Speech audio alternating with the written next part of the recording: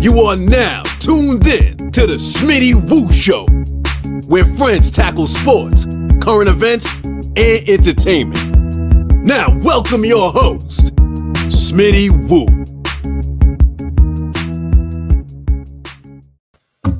What up, what up, what up? We back. Smitty Woo and Friends Show, episode 9. We've been gone for a little bit. You know, things happen in between life. COVID, winter storms, you name it. But we're back in the building, getting ready to get some things off our chest, get some sports off our chest, and get back to the routine. So we're going to go ahead and invite in our guest this week. As usual, Julian, a.k.a. representing Ricky today. Yo. What up, man? Doing good. How are you? Welcome back to your show. I'm a little disappointed, man. We've been gone for a couple months. I would thought that you would have some Biggie lyrics ready to rock and roll. You know what I'm saying? But, you know. No, probably some Shock G, maybe. Black Rob. It's been a rough couple weeks for hip-hop. Definitely. It's been some, and, you know, what's this? Baby Blue got shot, you know, all the Pretty Ricky friends. So, oh yeah, I heard about that. Hey, you know, it's rough out here. It's rough right here. I'm mad that you just I'll bring up Shock G and Black Rob. you talk about Pretty Ricky. Hey, I'm not.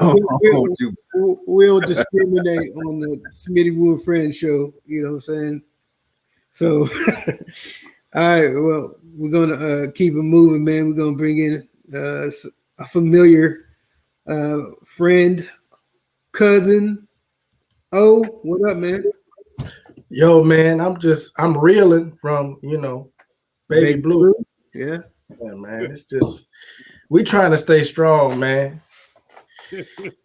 Pretty Ricky. Yeah, man. I mean, yeah, man. It's tough. What's been going on with you? I think you was on the last show with us, man. You almost a regular like cuz.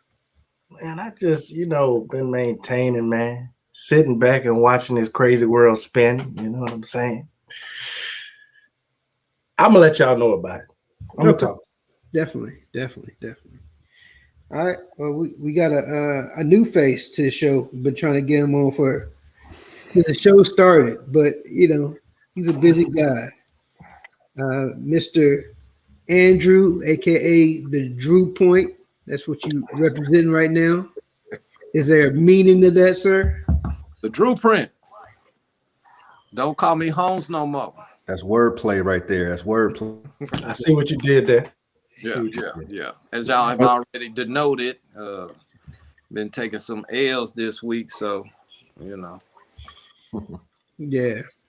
So we're all in the same fantasy basketball, you know, league, and the two people at the top are at the top for a reason. At least from my screen. See, money not on here. What you talking about? Anyway, that's neither here nor there. We ain't gonna get to the good stuff before y'all start firing shots, huh? Okay. I mean, I'm just saying. Okay. I mean, here's what it is. I mean, hey, look, if you have Klay Thompson on your team for the whole year, you know what I'm saying? You kind of figure something has to happen, not good. So, you know, here's what it is. So,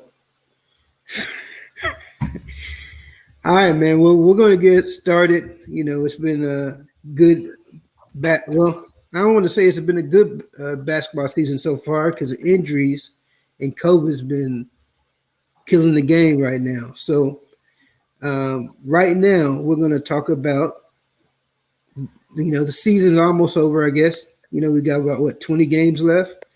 Who is the MVP in your position, in your opinion right now? Who you think is leading that MVP vote at this point in time? Let's go with the newcomer. What's up, Drew? What you thinking? Man, for the longest, I wanted to roll with Harden at all peoples.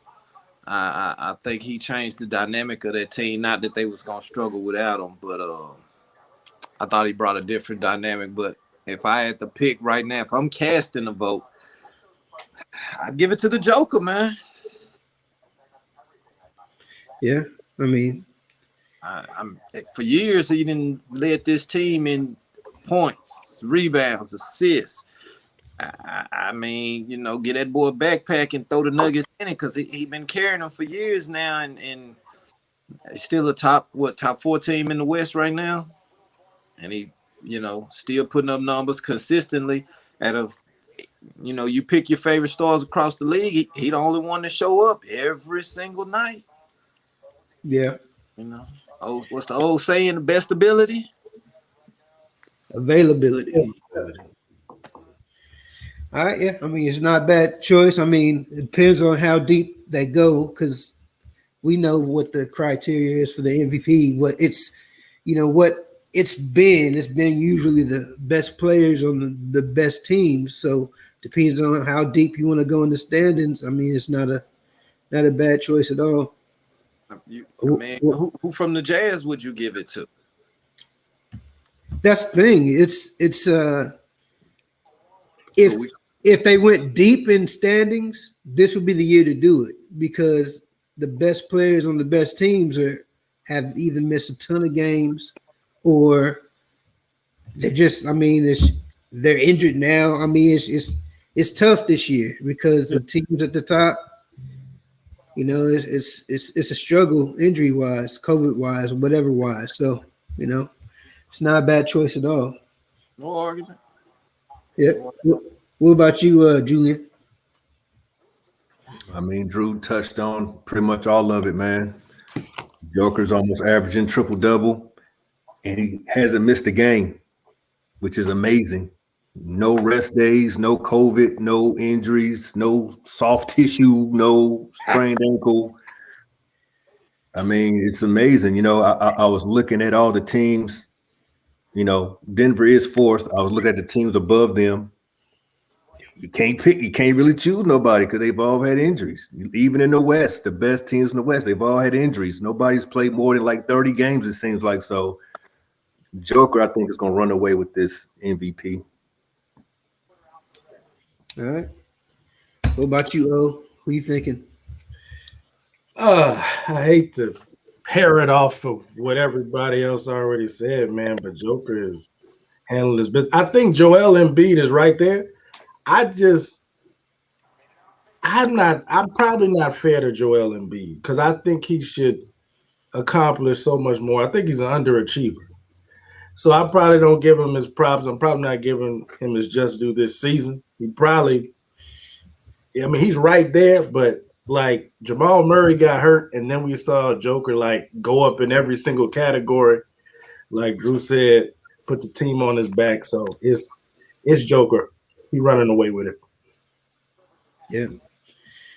You mentioned Joel Embiid and me just going with the criteria of what normally happens with MVP. I picked Joel Embiid just because, I mean, he's missed a lot of games. He missed about, I guess, 19 games, right? But I mean, he's playing now. You know, he's played more games than Harden. Obviously, he's going to finish the season with more games than Harden unless he gets hurt here recently. You know, Philadelphia's number one in the East. If he has any, well, they're tied unless they just lost. They were tied with the Nets as of right now. But you know, right, if there's any year he has his best chance of getting that award, it's this year because everybody else is injured, you know, or the Suns are number 2 in the West. You're not gonna give it to nobody on the Suns. You know what I'm saying? As much as I would love to give it to Chris Paul, we know that that's not gonna happen. You know what I'm saying? The Utah, Donovan Mitchell's now hurt for, you know, whatever, but he's a great scorer. But what else is he bringing to the table? He averages about maybe 5 assists, but are those really MVP numbers? I mean, is he really, you know what I'm saying? You know, but so that's who I would say. Just sticking with the criteria of what the MVP usually goes with. You know, usually it's the, you know, that there's that one underlying time when Russell Westbrook averaged a triple double and the team was trash, but you know, that was the first time they did it in a long time. It wasn't a top player on the top team. So, you know, I would say, you know, Embiid would fall into that category. And with that being said, you know, I fall back on, you know, the second topic really is what player or players haven't impressed you the most this year. And for me, I would go with, there's two people I have in mind. You know, one is Joker, who y'all have as an MVP, just because nobody's like him in the league. He's slow. He takes the ball up the court as a point center. He doesn't dribble between his legs. It's just a high dribble. I mean, it's, you know, he averages a triple double. Everything falls through, you know, goes through him. You know what I'm saying? I think that he's definitely a unique, you know, I think the unicorn title should be taken from KP and given to Jokic because he is the true unicorn. You know, I think that, you know, it doesn't hurt that he's on my fantasy basketball team. I mean, that helps. I mean, that doesn't hurt. You know, it does hurt. But ouch. The other guy that, you know, has really impressed me has been Julius Randle. You know what I'm saying? Helping the Knicks be where they are, but he's just been, you know, every year it seems like he's been getting better. You know, he had high expectations coming into the league. He's been okay. He's been good, but this year he's been great. So, you know, those would be my two guys. I think, you know, Julius Randle's really showing up right now. What about you, O? Who's been impressing you this year? It's been a couple of really Steph Curry as of late. You know, just because he just been on a tear, just been on a great. Like I think he just, what was it, like 10 games, 11 games, something like that. I think his streak just broke, but 30 plus points. Like he just being pure Steph. It's been like really fun. Those are the games like you really want to see. I can't say there have been that many of those during the second pandemic season. Yeah. So like he's a joy to watch all the time. You mentioned Julius Randle. He's been real nice with it. Bradley Beal has been quietly consistent over there in Washington. I know they're not making a lot of noise. They're probably not gonna make the playoffs. They might. There's a slim chance, but he's been super consistent doing his thing. I mean, you know, James Harden. So you're just gonna name everybody, all the top people? Yeah. Let me just say this about James Harden. I think years from now, if people look back, they're gonna be super impressed at what he did. What he's doing, learning how to move the way he moves to get shots off, stepping with the off foot, jumping on the left, shooting with the left, like the stuff that he's doing and practicing and perfecting is insane. I mean, it's the reason why dudes can't guard him. Especially being a biscuit away from Escalade from &1, you know what I'm saying? Well, listen, the fact that the dude could have a gut and take cats to school is crazy. It's insane. So that's it. I'm finished. Well, I'm gonna shut up now. I'm gonna leave some players. You sure? I mean, you haven't named no Pelicans yet. I mean, you know. No, okay. I'm not gonna talk about Zion. That's for another time. So you mentioned Steph Curry. Do you feel that Steph Curry is doing this because he feels like he has to because of Clay, or do you feel like he's just overall just playing better, excelling? Do you think he's? What do you think? Steph is in the zone, man. He's pure. He's in the zone. He just. I don't think that's the beauty of Steph, right? Steph will be ice water in his veins during the playoffs, and he will also do like a no look behind the back pass when he shouldn't in crunch time in the playoffs, like with a minute left. That's Steph. So no, he just feeling it, man. He in the zone. Okay. Let's go to you, Julian. Who's your guys that's been impressing you? Pause. Y'all touched on some of them already. I'll just name two. Russell Westbrook. It doesn't seem like no matter what team he goes to, he's going to flirt with a triple-double every game. Doesn't matter who he's playing with. I mean, I think that's incredible. And I'm going to go with a rookie who I didn't think was going to be this good. But that's still yours, Drew? We'll see. Okay. It's looking like LaMelo is that guy. Yeah. It really, really looks like LaMelo is that guy.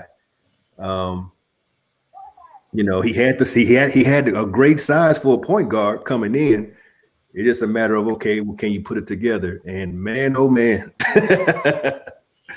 So that kid's gonna be a problem. He's gonna be a problem.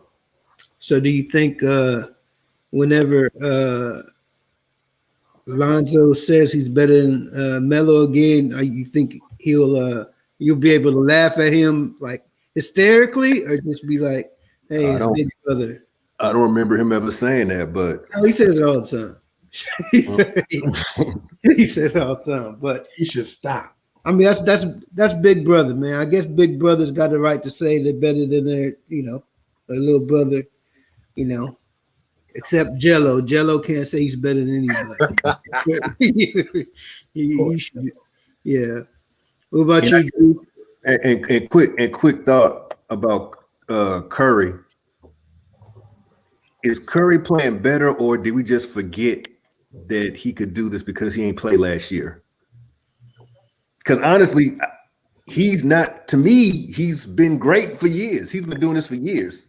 We just ain't see it last year. So is it we ain't see it last year and we missed it, forgot about it a little bit, or is he doing something extra? I don't know. I mean, I think you can make a point that he's been great. I mean, obviously, so he's leading the league in scoring, but he doesn't have Clay. So the points got to go somewhere. Draymond ain't going to take it. You know what I'm saying? So I mean, that just means he's taking more shots. Yeah, if you're a great scorer and you're taking more shots, you're going to score more points. right. So I mean, he's always been, he's always been great. But maybe we forgot. I think people forgot how great Durant was. You know what I'm saying? Until he came back and turned into an old Durant, and except he's obviously injured more this year, but old Durant. Yeah, old Durant.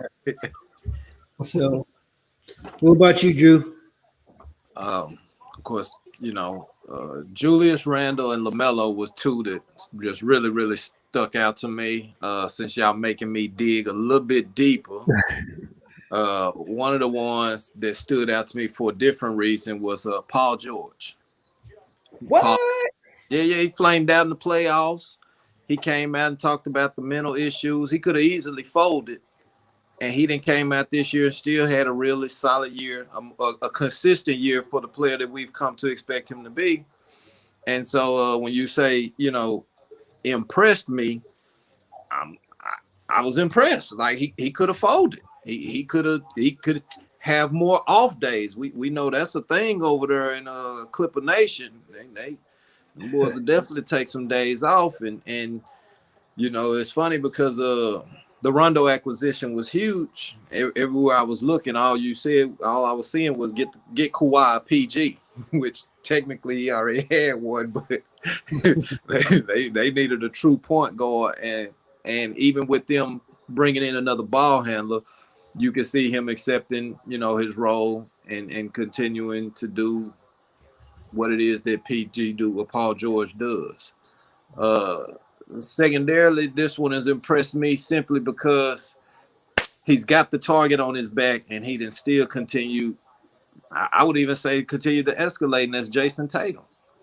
I can't stand the Celtics for nothing in the world, but Jason Tatum out that brotherhood, so he get a little love regardless. But the fact that I ain't seen Jaylen Brown in a minute. We saw Marcus Smart miss about 20 straight. They got rid of what's the big man. Tice is hurt. Tristan Thompson was in and out. And the boys then quietly crept back into that playoff race. Anybody seen Kimber lately? So I you say impressed. And if I remember I had to dig a little deeper into the list, but I think what Tatum's doing over there is, fairly solid. Especially, had your boy hit 20. He ain't even hit 22 yet, have he? Probably. I think him and Luka run about that same. He might have just hit it. If he hit it, he might have just hit it. Yeah. Okay. So I ain't tripping. Yeah. Yeah. I mean, Paul George has been, playing great this year. Maybe he got catfish again. He had his last great season when he was, talking to that man thinking it was a woman. Oh, man. Maybe he got another one of them. He feeling good. I think he figured out a way around that, Smitty. Oh man, but yeah, man, those are all good pieces, and obviously there's been a lot of different things going on this year with the teams as well. Some teams have been underperforming, some have been overachieving. Let's go back to you, Drew. What team has either disappointed you or impressed you or surprised you, rather, going into this year where we are right now? I'm gonna leave the obvious impressed for later, but disappointed definitely was Toronto. I had a couple of little back and forth with some people before the season started, and I was legit defending them. Pascal Siakam. Yeah, I know Lowry's a little bit older, and I might have been right about Powell, but it don't benefit them now because he's gone. But the point being, and then playing in the East, bro, come on, man. Y'all can't top 10? Yeah. Yeah. I mean, they were on my list too. They're definitely disappointed. Do you want to go to your surprising team now? Surprise, I go with Philly, man. And only because I like Philly. So that's always been one of my Eastern Conference teams. But that little acquisition of Doc, I don't know what it did for the offense, but all of a sudden they didn't find a way to score even without Ben Simmons shooting. So I'm y'all to mention one Curry. The other Curry, is he not still leading the league in 3-point field goal percentage again? Them boys got some. So they Philly didn't impress me. Hanging out with Brooklyn, this was supposed to be Brooklyn's runaway, especially after they got Harden, and yet here we are. Yeah. What about you? Yeah, I'm gonna say, actually, a couple teams impressed me. Boston impressed me because when they started having all those people fall out, drop like flies with the injuries, I just thought they were done. And the fact that they hanging in, what are they, like a 6 seed right now? Like, they hanging strong. So that's impressive. And I'm going to say, I don't know if this is obvious, but I'm impressed by the Nets. I was one of the ones who said, that's not going to work. That's not going to work. There's not enough basketballs for all those guys. And James Harden just made a fool out of me. He just said, I'll just be the point guard again. It's cool. And Kyrie is like, no, yeah, do that. And when I come to the gym, I'm gonna blaze y'all. I'm not always gonna be at the gym, but when I come, I'm gonna blaze y'all.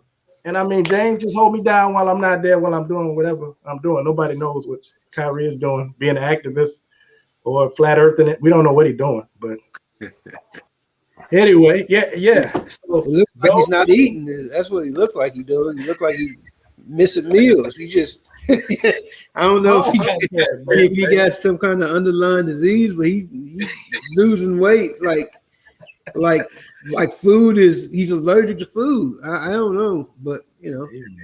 So just for clarification, were you saying that you were impressed with Boston being a 6th seed just because of all the injuries and they didn't fall?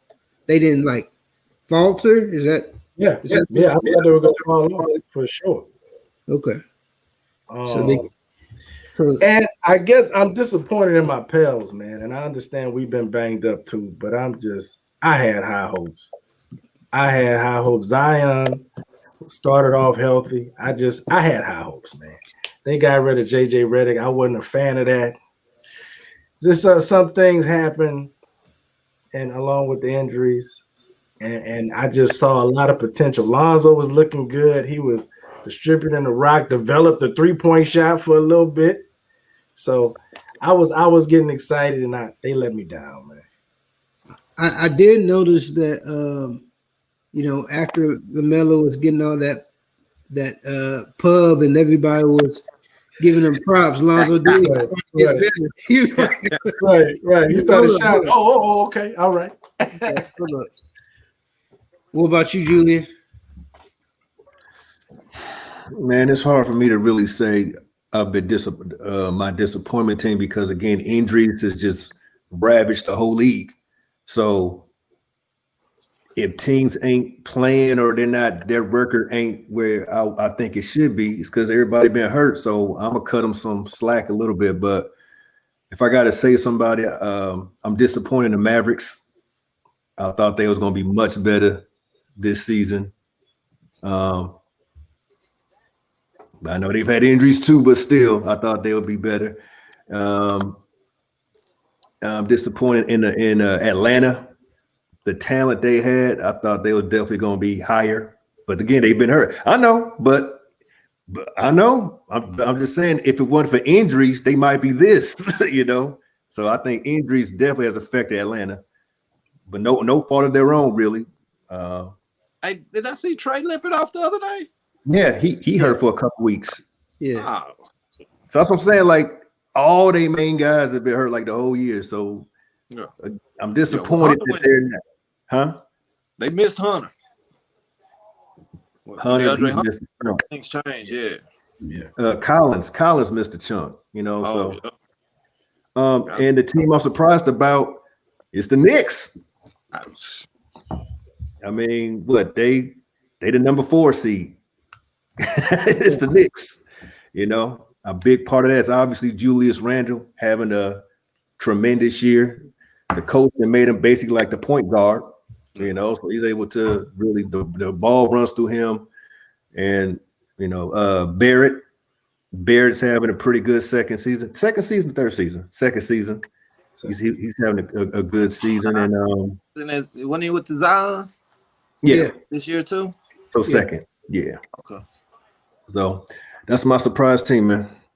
I hate to backtrack, but you brought up a good point. Should Julius be getting a couple of them MVP votes? I mean, if the Knicks was a little higher in the standings, maybe. But like I said, if this is the year to go, Joker. Yeah, I think Julius will get a All NBA. I think he'll make one of the All NBA teams. But MVP, I don't know. I think he should get a nod, man. He's the leader in that locker room, right? Am I mistaken about that? Like 100. Yeah. So he doing it on the floor in the locker room. I don't know, man. I mean, you subtract Julius Randle. Yeah. And they done. Yeah. I mean. Plus he looked like, one of your drunk uncles in No. yeah, he definitely don't look 24 or 25. He look like he at least in his 30s.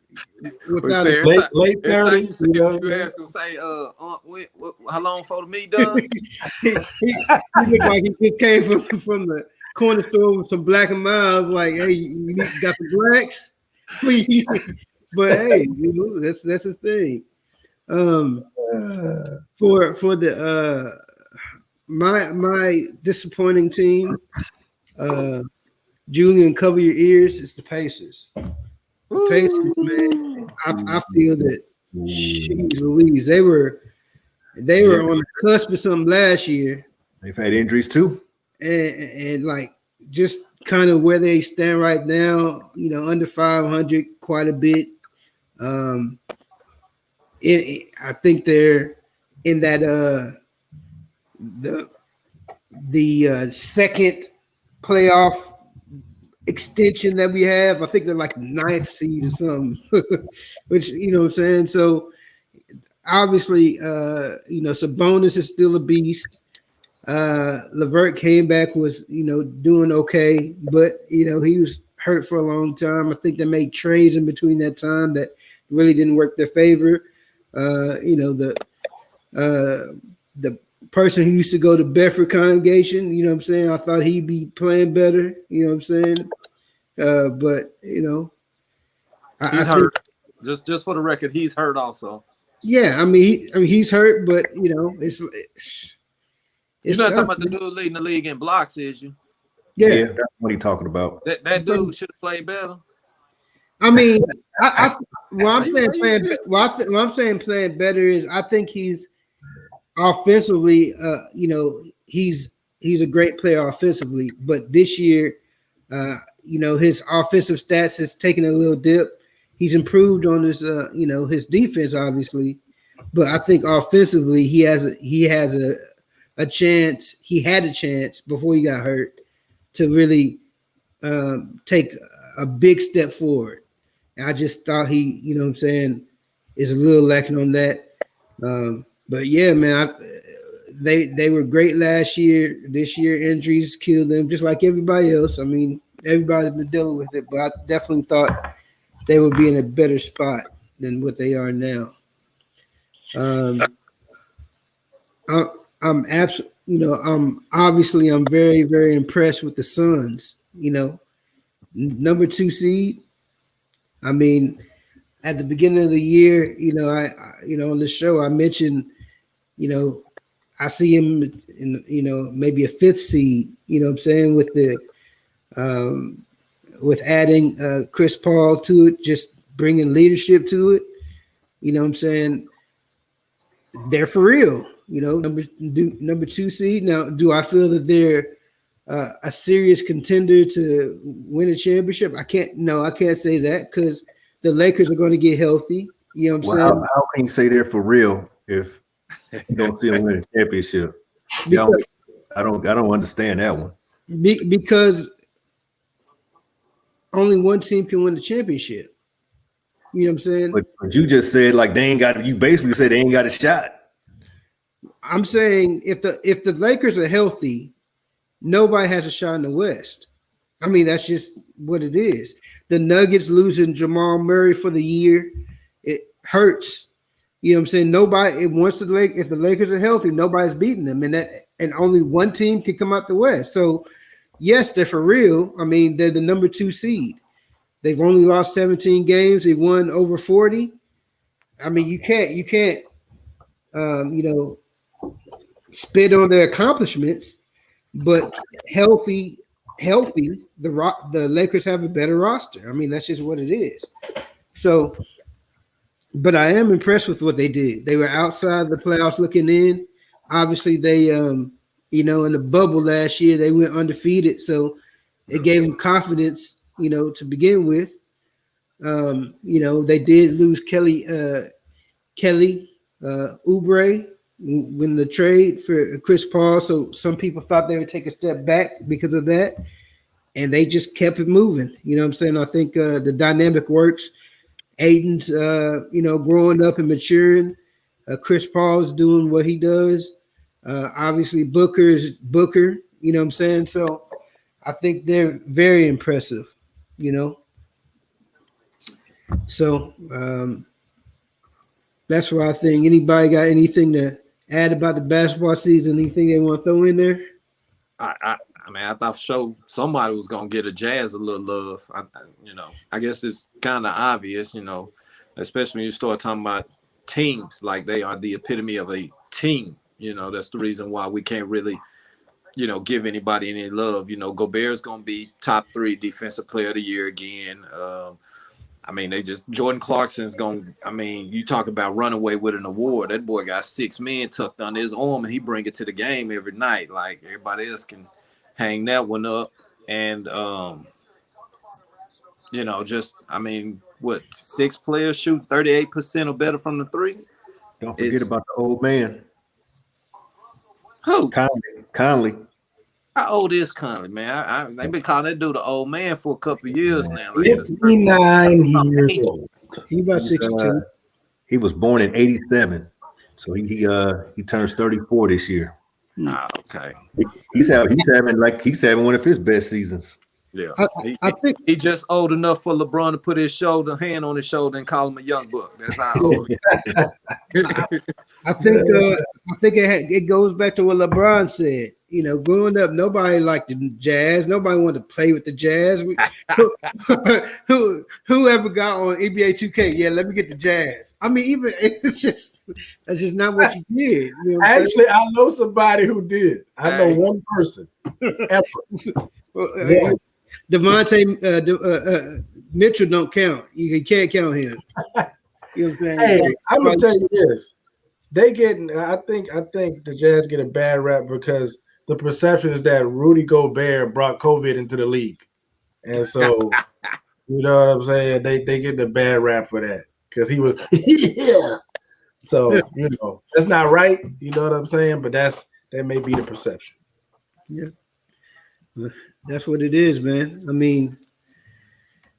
We got a couple weeks going on, a couple weeks left for this season.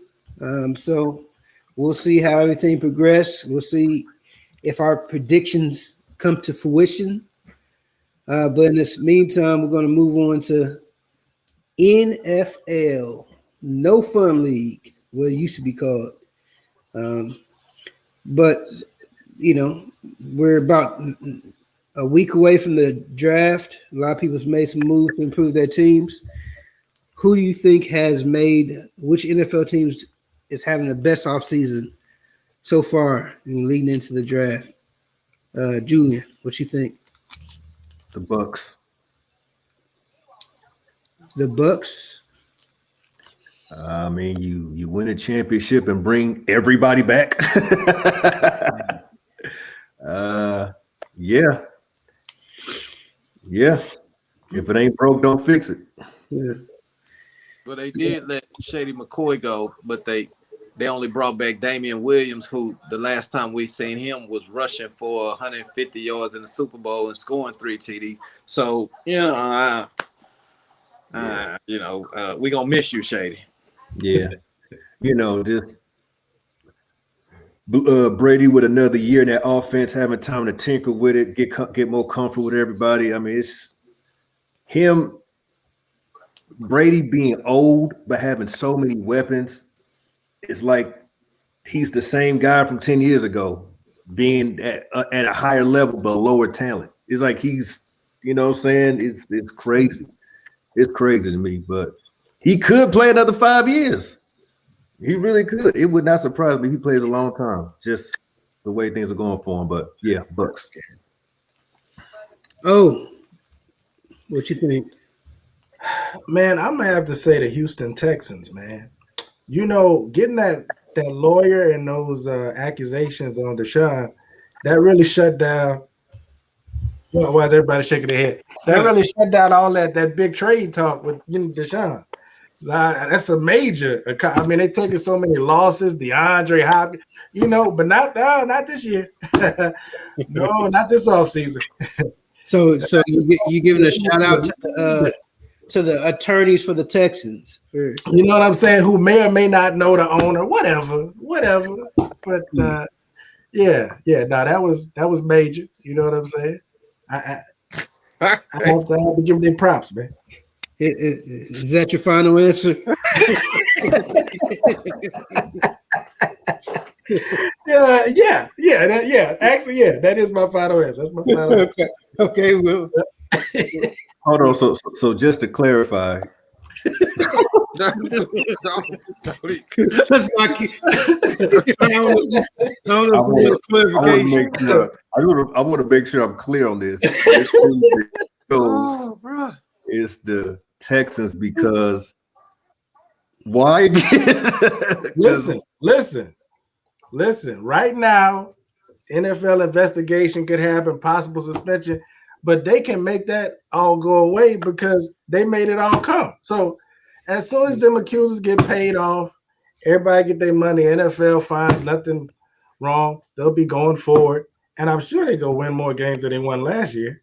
Because So you think that Deshaun still would want to play in Houston after all this? Not really about what Deshaun wants at this point. Because haven't we learned that it's not about what you want? He started off with all this want talk. I want this and that, and I think the league should. But they learned him. They learned him quick, huh?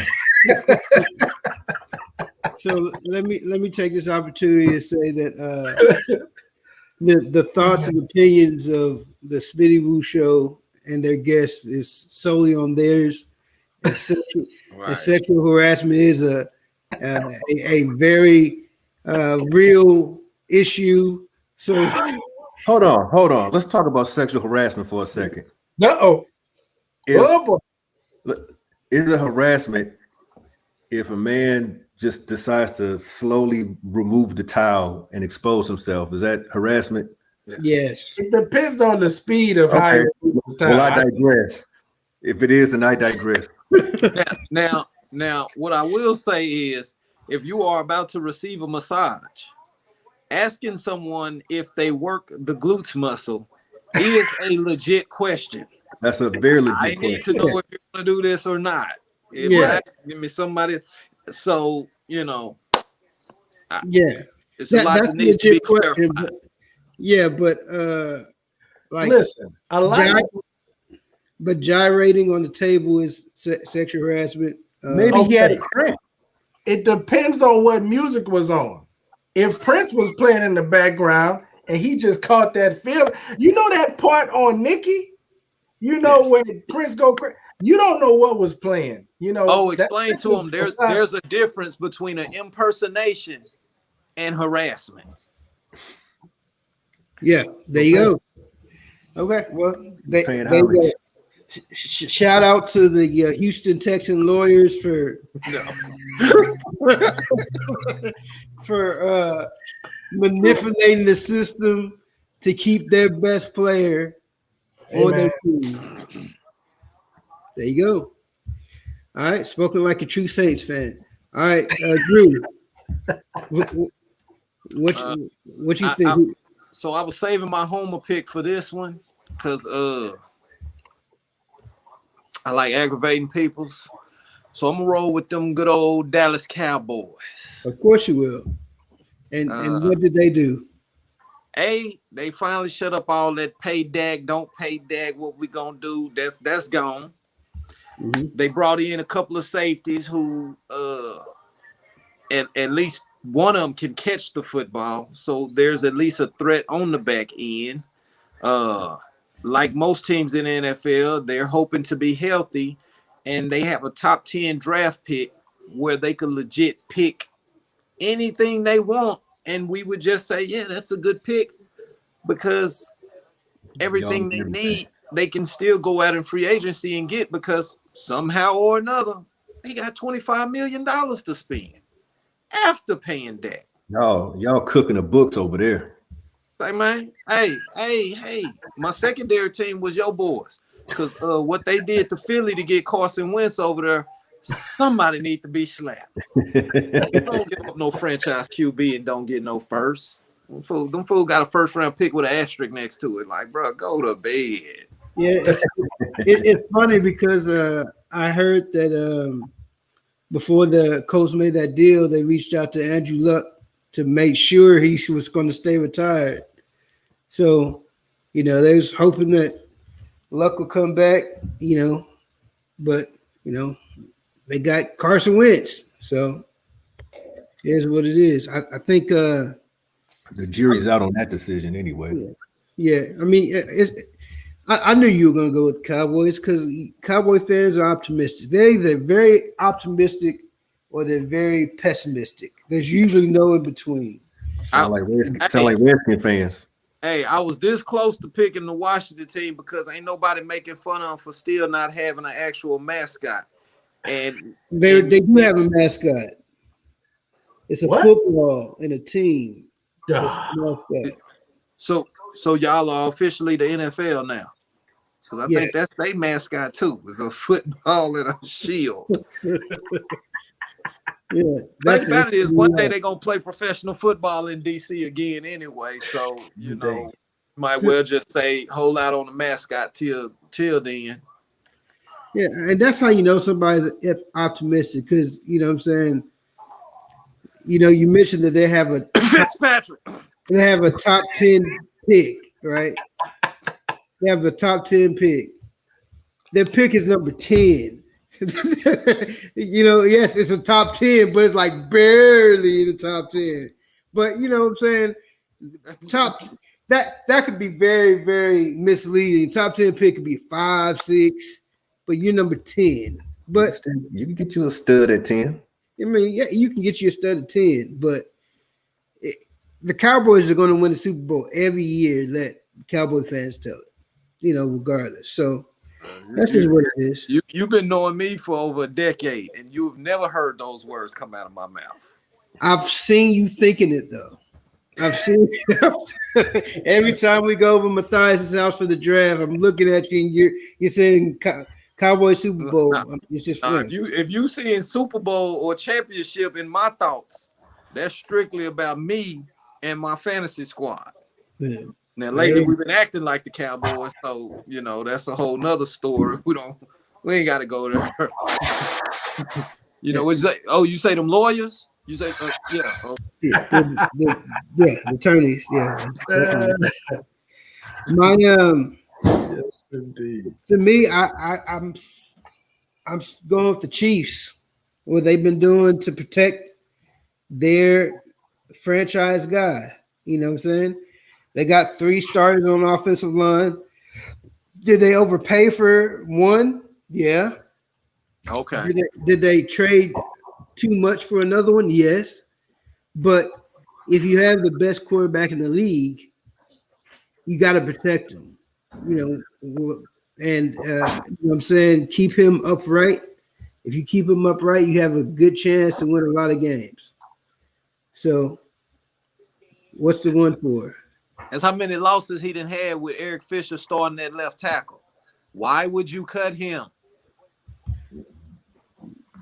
Because obviously, I don't know. Maybe it's a money thing. But you can't say money thing when you went and overpaid for a guard. You didn't even replace your tackle. Well, here's the thing. Eric Fisher played in the Super Bowl, right? No. He got hurt right. When did he get hurt then? Right before the Super Bowl? Like early in the AFC Championship. Okay. Right. Anyway, they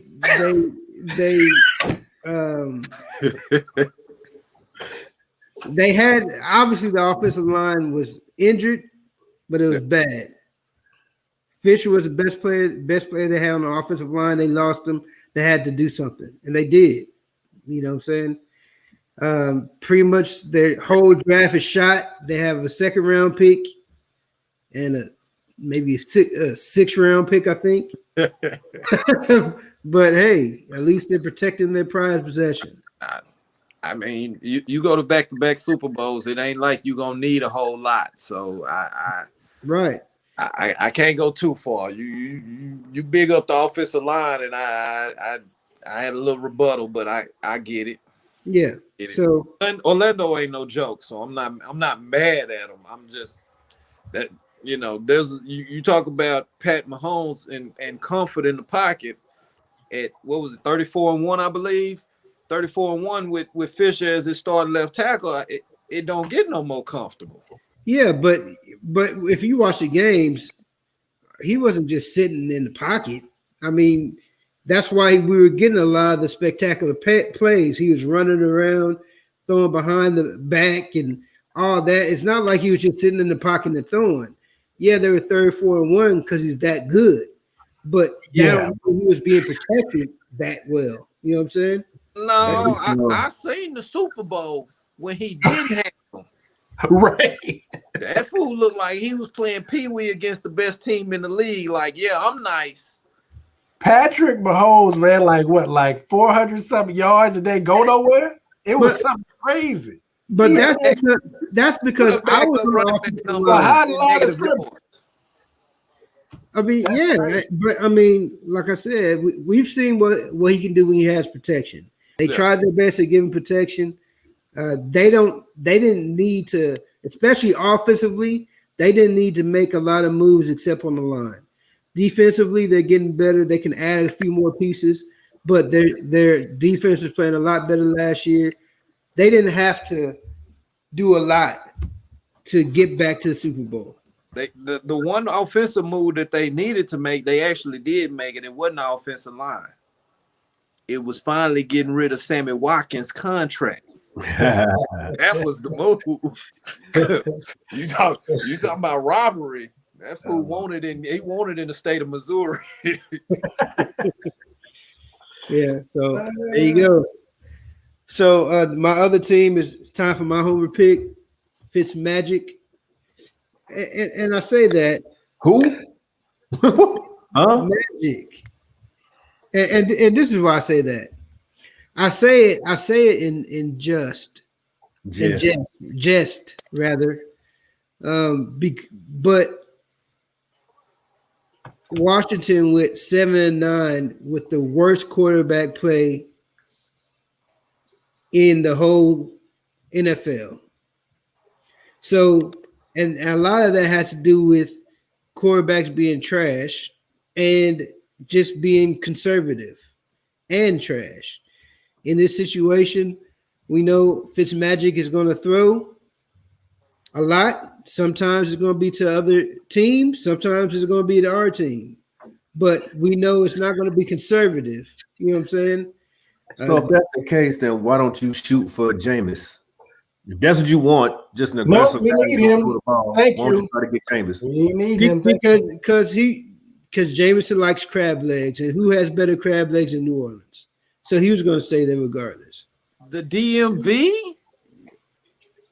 I mean, they don't have better crab legs in New Orleans.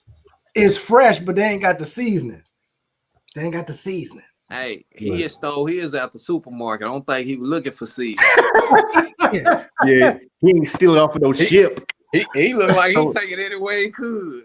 Come on now. He's not the same Jameis. He's refined now. Once Jameis got on camera and started crying about Drew Brees, it was a wrap. He wasn't, it was a wrap. Jameis might not even be starting in New Orleans.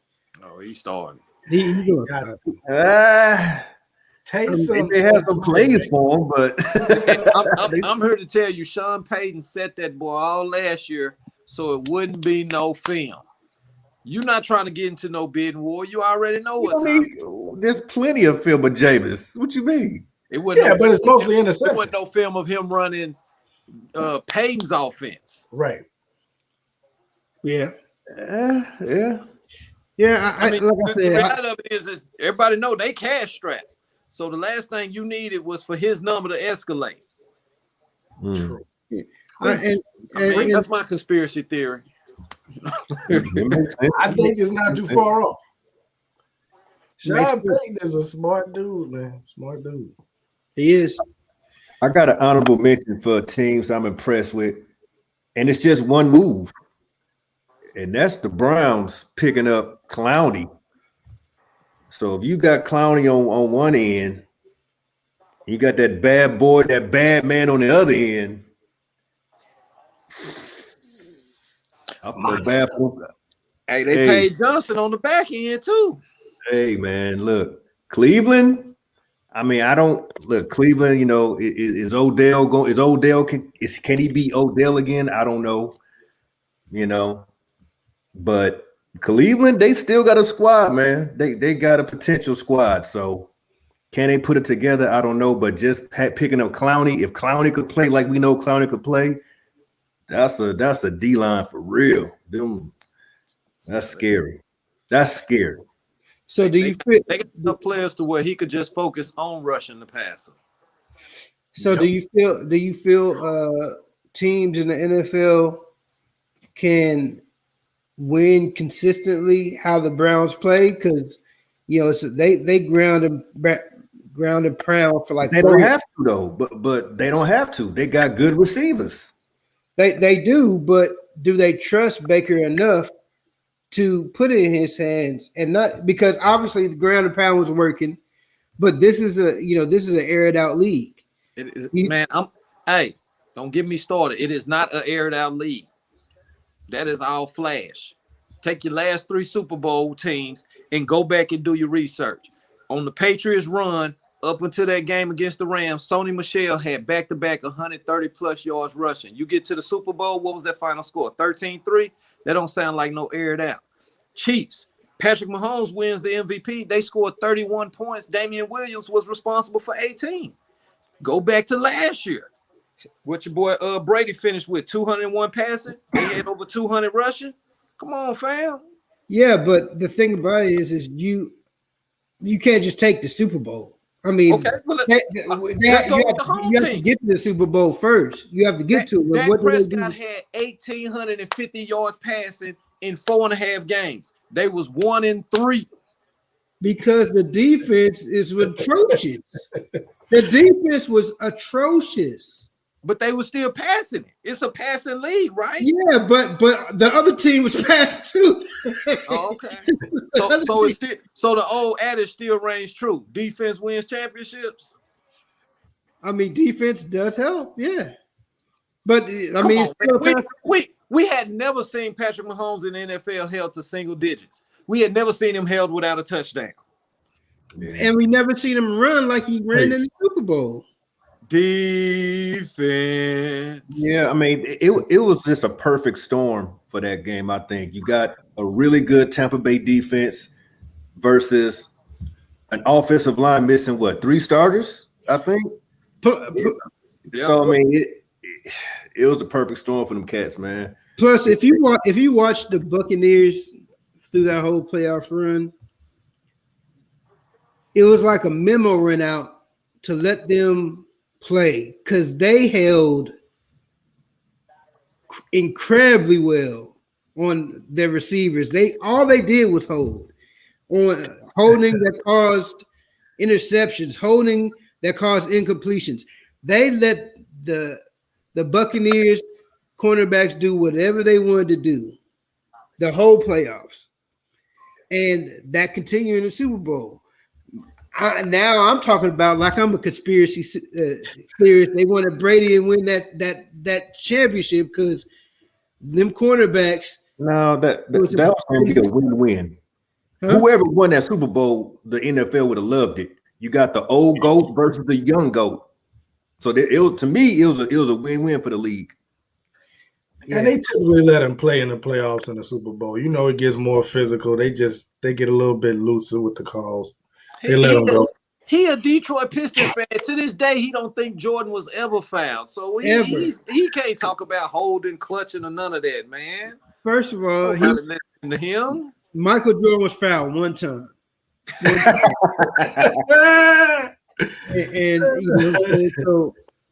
was by the Jazz, huh? It wasn't Detroit. No, that was Lambeer in the lane. It was Lambeer when he was in Cleveland for those 6 games. He fouled one time. Oh man. So so we talked a little bit about Drew. You talked a little bit about Dak and the Cowboys re-signing him. He got his money. does that change the expectations for him? Is his expectations different? Does he have to elevate, or does he need to be the same Dak he's been? You coming directly here? Let's come Who you to me. All right. Matt, So, coming to you. so Yeah. I'm gonna tell you, like I be telling people. See, we had this argument leading up to the contract up in the shop all the time, right? And I would ask people a simple question: who makes more money, the CEO of McDonald's or the CEO of Wendy's? Would you believe nobody ever picked the CEO of Wendy's? And I would always ask them why, and they say McDonald's, because it's McDonald's. It's the biggest franchise as far as fast food restaurants are concerned. And then I would ask them, I say, is there a bigger franchise in all of sports than the Dallas Cowboys? And of course, the answer is no. And I said, is there a more important position on the NFL field than the quarterback position? And of course, the answer is no. And so if you play quarterback for the Dallas Cowboys, no, the expectations don't change. You are expected to walk on water, be able to physically grab a cloud, turn it into a balloon animal, and throw 6 touchdowns every game, never throw an interception. You should also have 2 interceptions, but while you were playing defense, not that you no. They thought the man should be the greatest ever. And you know, he was supposed to be a third stringer. And no, the expectations ain't changed. Okay. Interesting. Julian, I'll let you go first. I'll let you go next. What do you think? You think his expectations have changed? Nah, I don't. I think if you're talented, which obviously Dak is, he's shown it the last several years, whether you get paid or not, you're expected to deliver. You know, that's just my opinion. I know some people feel like if you get this money, you got to deliver. Nah, if you talented and, you know, and it's like football, you got to have everything for football. You can have a great team, you go in the playoffs and some, you know what I'm saying, an injury. Man, football is so janky, man, when it comes to winning a championship, you know, it's janky. So no, Dak is talented. He deserved his money. But when you're a talented person, you're surrounded by, you know, a Zeke, a Cooper. I would say the offensive line, but I don't even know if the offensive line good anymore. But, you know, they got a good team. You're supposed to win, whether you get paid or not. So if people regard Dak as a top 10 quarterback, then he's supposed to win. He's supposed to win. Should at least make the playoffs. It should at least make, that's what I mean. Yeah, not championship, but yeah. Oh, what you think? Yeah, I same. I mean, when you are in a story franchise, you in like a market where it's a big time market and championships have been won. I don't know if the expectations ever get lowered. I don't think they can, you know what I'm saying? Like they high. They were high when he started. So the great thing about that is I don't think the money is not gonna affect his performance at all. He could continue to perform at the same level. He's used to high expectations. And at the end of the day, if the defense don't tighten up, nobody's gonna be pointing the finger at Dak anyway.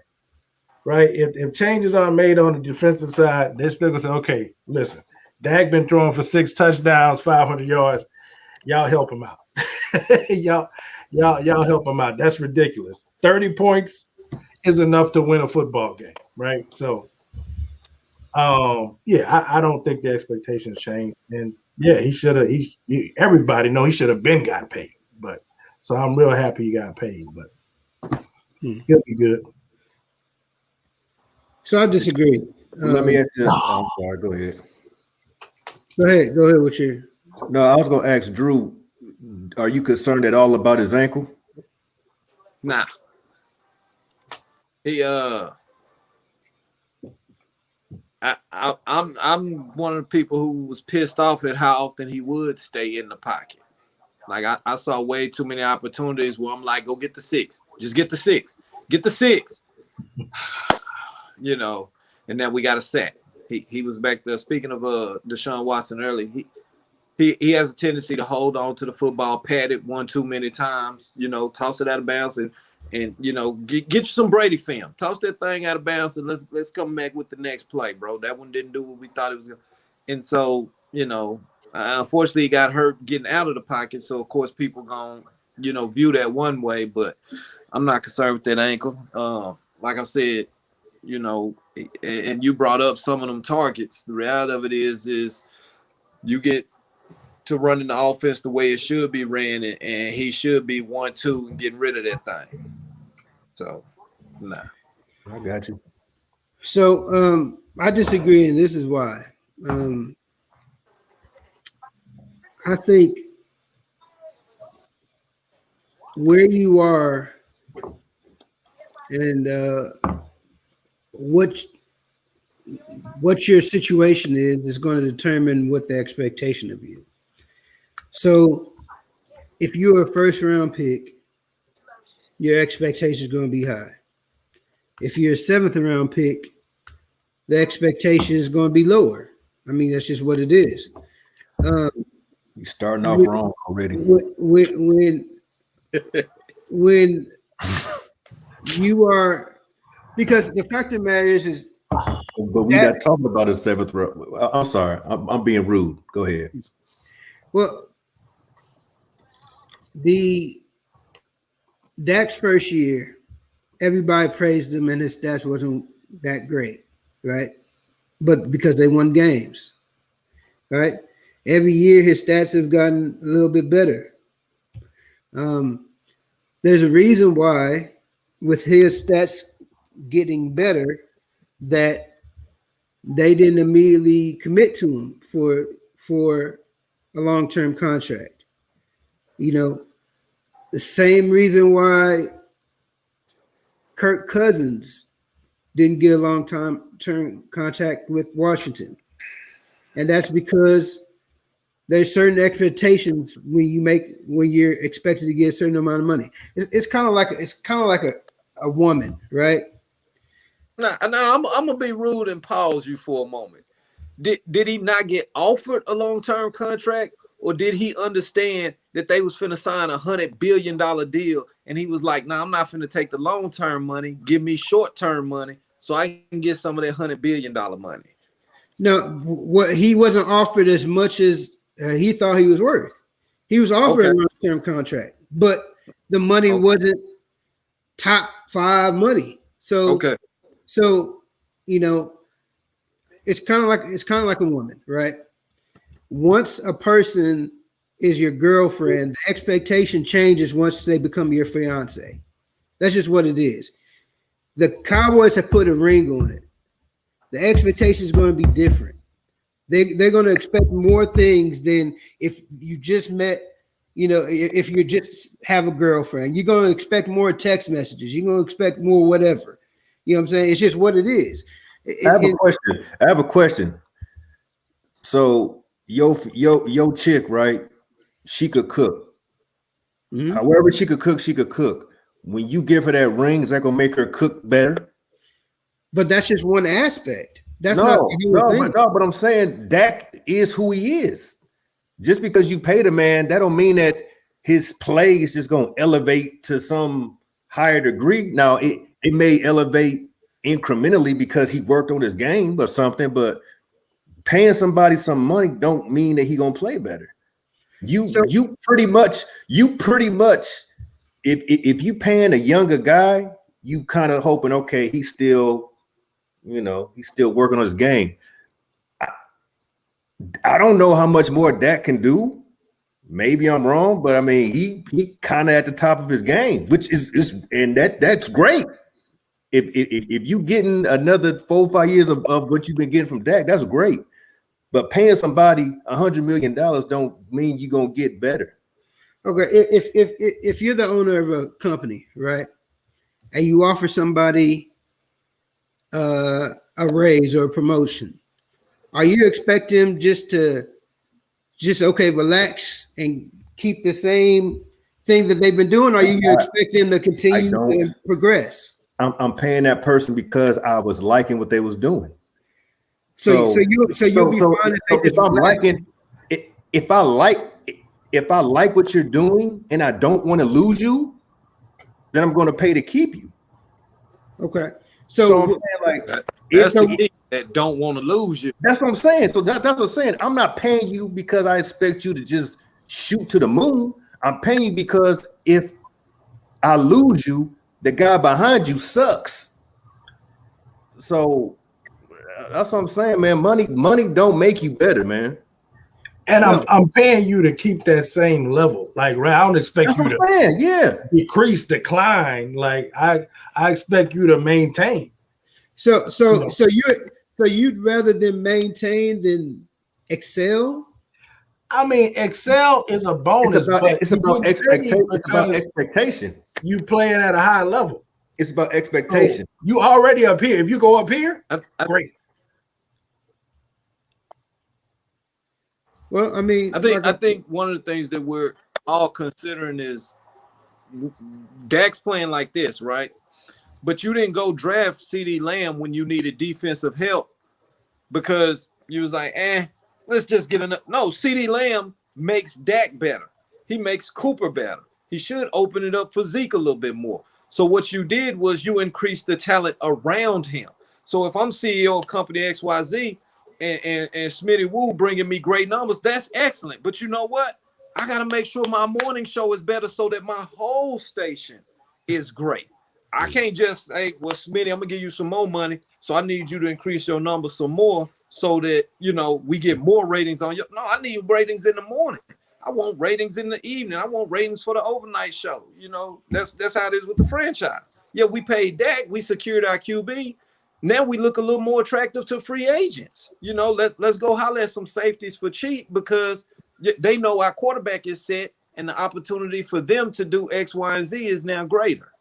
I outside looking in, that's what I'm hearing from, one side of the contingent. Like, we're not expecting Dak to get great. We'll take what we get from Dak. We need everything around Dak to get better. Right. Because, like I say, if you just get the bare minimum of Dak, that's top 10 quarterback play. Who wouldn't want that? At the minimum. But football team. So here's my thinking. My thinking is, I feel that, and you can say this about any quarterback, right? But do we know that Dak's ability is top tier? Or do we know that if you have a lot of talented pieces around him, he will do enough to win? Because essentially, we saw what he did when he didn't have receivers. You know what I'm saying? When he didn't have, before he got Amari. Now, mind you, everybody, there's a few quarterbacks that can make, anybody successful. But I feel that the Cowboys picked up the rookie, Lamb, because they felt that they need to put more around him to be successful. If you're constantly having to as any quarterback more and more talent around him, to that's me, any quarterback. Yeah, they did the same thing with Peyton Manning. Peyton Manning one of the GOATs, and they kept giving that guy offensive people. No, they didn't. They did. They had Marvin Harrison and Reggie Wayne, and they went and got a wide receiver in the first round. You know what I'm saying? What do you mean? They were spending premium picks on what's the dude? He kept having the concussions. He was really, really good, but he kept having the concussions. You talking about they spent a premium pick on Anthony Gonzalez? No, Gonzalez? You talking about Gonzalez? No, it was another cat. His name was Blair something. Oh, or his last name might have been Blair. Was it Collie? Oh, I remember Blair. I can't remember. He was like number 17, and he just kept having concussions. Yeah. No, Like that I mean, by himself. Look, Marshall, you said yourself that you feel like this is a passing league, and if that's the case, you want weapons.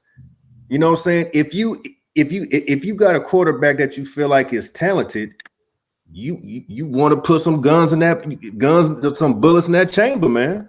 But you also want a well-rounded team. They had holes. We're talking about the Cowboys. But they weren't going to fill him at 17. At 17, you had the dude who was projected to be the number one receiver off the board, and somehow he fell to you at 17. You could take him, or you could take the number 3 corner who wasn't expected to go until the 40s. Yeah. Like, come on, Marshall. That's okay. And I'm just saying, as far as that draft pick is concerned, the reality of it is, as far as the expectations are, when you use the illustration of CEO of a company, the fact of the matter is Dak plays the most important position on the world's most valuable franchise. His expectations went through the roof, regardless of which. Somebody brought up his rookie season. His rookie season, they went 13-3. But what we sometimes forget is Tony Romo was healthy for the last 6 games of the season. You had a good playoff run in you and a veteran QB. You could have gave the keys back to Tony Romo. There would have been 2 weeks of complaints. But the fact of the matter is, when Romo had a great running game, he also looked like a top 10 quarterback. So you could have went into the playoffs with a veteran, but instead you put all that on a rookie QB who was a 4th-round pick, and you had tried to make 2 trades in the draft to try to get different QBs. And you want to talk about expectations? Right. But Man. And see, and that's the thing. Dak has had everything. He's had a premier line. He's had premier weapons. Offensively, he's had everything. He's like He's like Joe before he got Leprosy. All your other goats have had. No. And what has Aaron Rodgers had? Oh, a coach. He's had supreme coaching. A coach. You had Jason Garrett, who is the epitome of.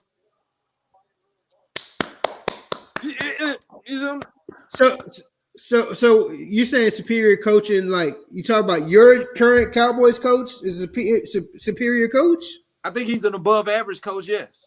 No, said there's a reason. There's a reason Dak had 1,850 yards passing in 4.5 games, or was it 3.5?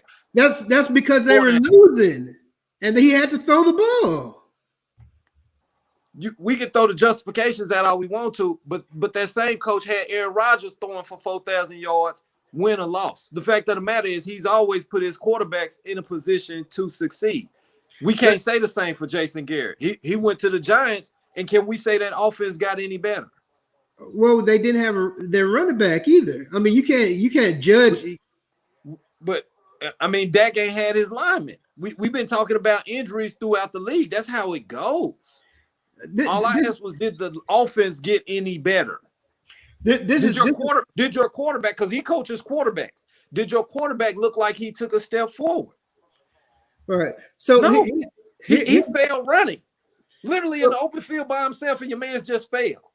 That's the type of stuff that happens when Jason Garrett is your coach. Well, here's what I have to say to that. I can't mess with you, oh man. You specifically said that Cowboys is the world's number one franchise, and that's arguable. The Yankees would argue with you, but that's I said most valuable. Okay. Forbes has made them most valuable the last 15 years. Okay. At least in the NFL, you could say they're the most. Okay, you could say them most valuable. That's the number one position. So why in the world, if that's the case, why in the world would you not have expectations, high expectations for the person leading that franchise to win a championship after 27 years? I think that's the miscommunication. That's what I stated. I stated the expectations were through the roof. So now that he's paid, you can't put him any higher. That's all I'm saying. His expectations were already supremely high. him getting paid does not change that, is what I would state. I think the expectations are through the roof, over the top. That's why I brought up the rookie season stuff. You could have easily handed that franchise back over to Tony Romo and continued to grow your young quarterback, which was your plan at the beginning of the season. But you saw a little flash and you were like, nah, we can roll with that. And you put all that expectation on him as a franchise, and that never changed. Yeah. I hear you. So, I mean, however you look at it, like you said, Cowboys fans are going to expect a lot. I mean, that's just what it is. Whether it's the same expectations they always have, whether it's higher, they're going to expect a championship. So, it is what it is. I got a quick. Oh, go ahead. Go ahead, Woo. With the draft coming up next week, tell me what, and then you don't have to name a guy unless you want to, for your franchise, what are you hoping that they get in the draft or accomplish in the draft? Oh, what are you hoping the Saints do in the draft? Man, we got a lot of work to do, man. Cuz do y'all think it? I'm sorry, I'm just cutting y'all all left and right. No, go ahead. Do you think y'all window is closed now that Drew's gone? Is y'all window closed, or you still think it's cracked? Because you got a good team still. You got a good defense. You got a good running back. You got Michael Thomas. Is your window closed or is it cracked? We got some holes on the offensive line. But you said holes? Yeah. Okay. Yeah. I was just clarifying. This guy.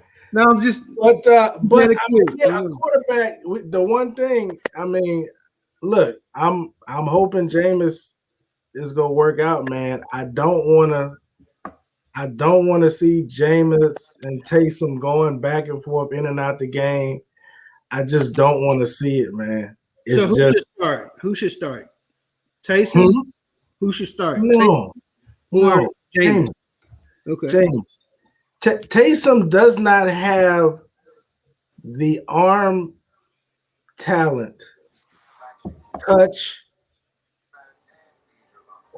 maybe not even the presence in the pocket to execute Sean Payton's offense. He don't have it.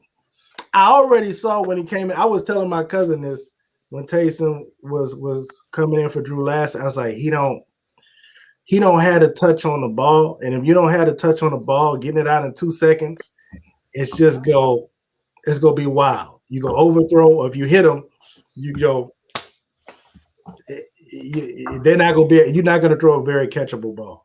That's just my opinion when I saw him in there, and he does a lot already. I don't even know how Taysom knows all the plays he knows. So to lock in as a quarterback and like understand the offense, it's a lot to ask of anybody. But I don't think. I mean, Jameis is talented. We know that already. We know what his gifts are, and I think they can work with him and minimize some of the mistakes. And maybe some surgery, like some the cataract. You ever notice how Jameis squint a lot when you look at the sideline? I'm thinking he got something in there. Maybe let him smoke marijuana now. They can smoke in different places. I don't know. But what I'm saying is, I'm not advocating that except for medical uses. That's your decision. It's a conscious matter. But anyway, he actually did have surgery though.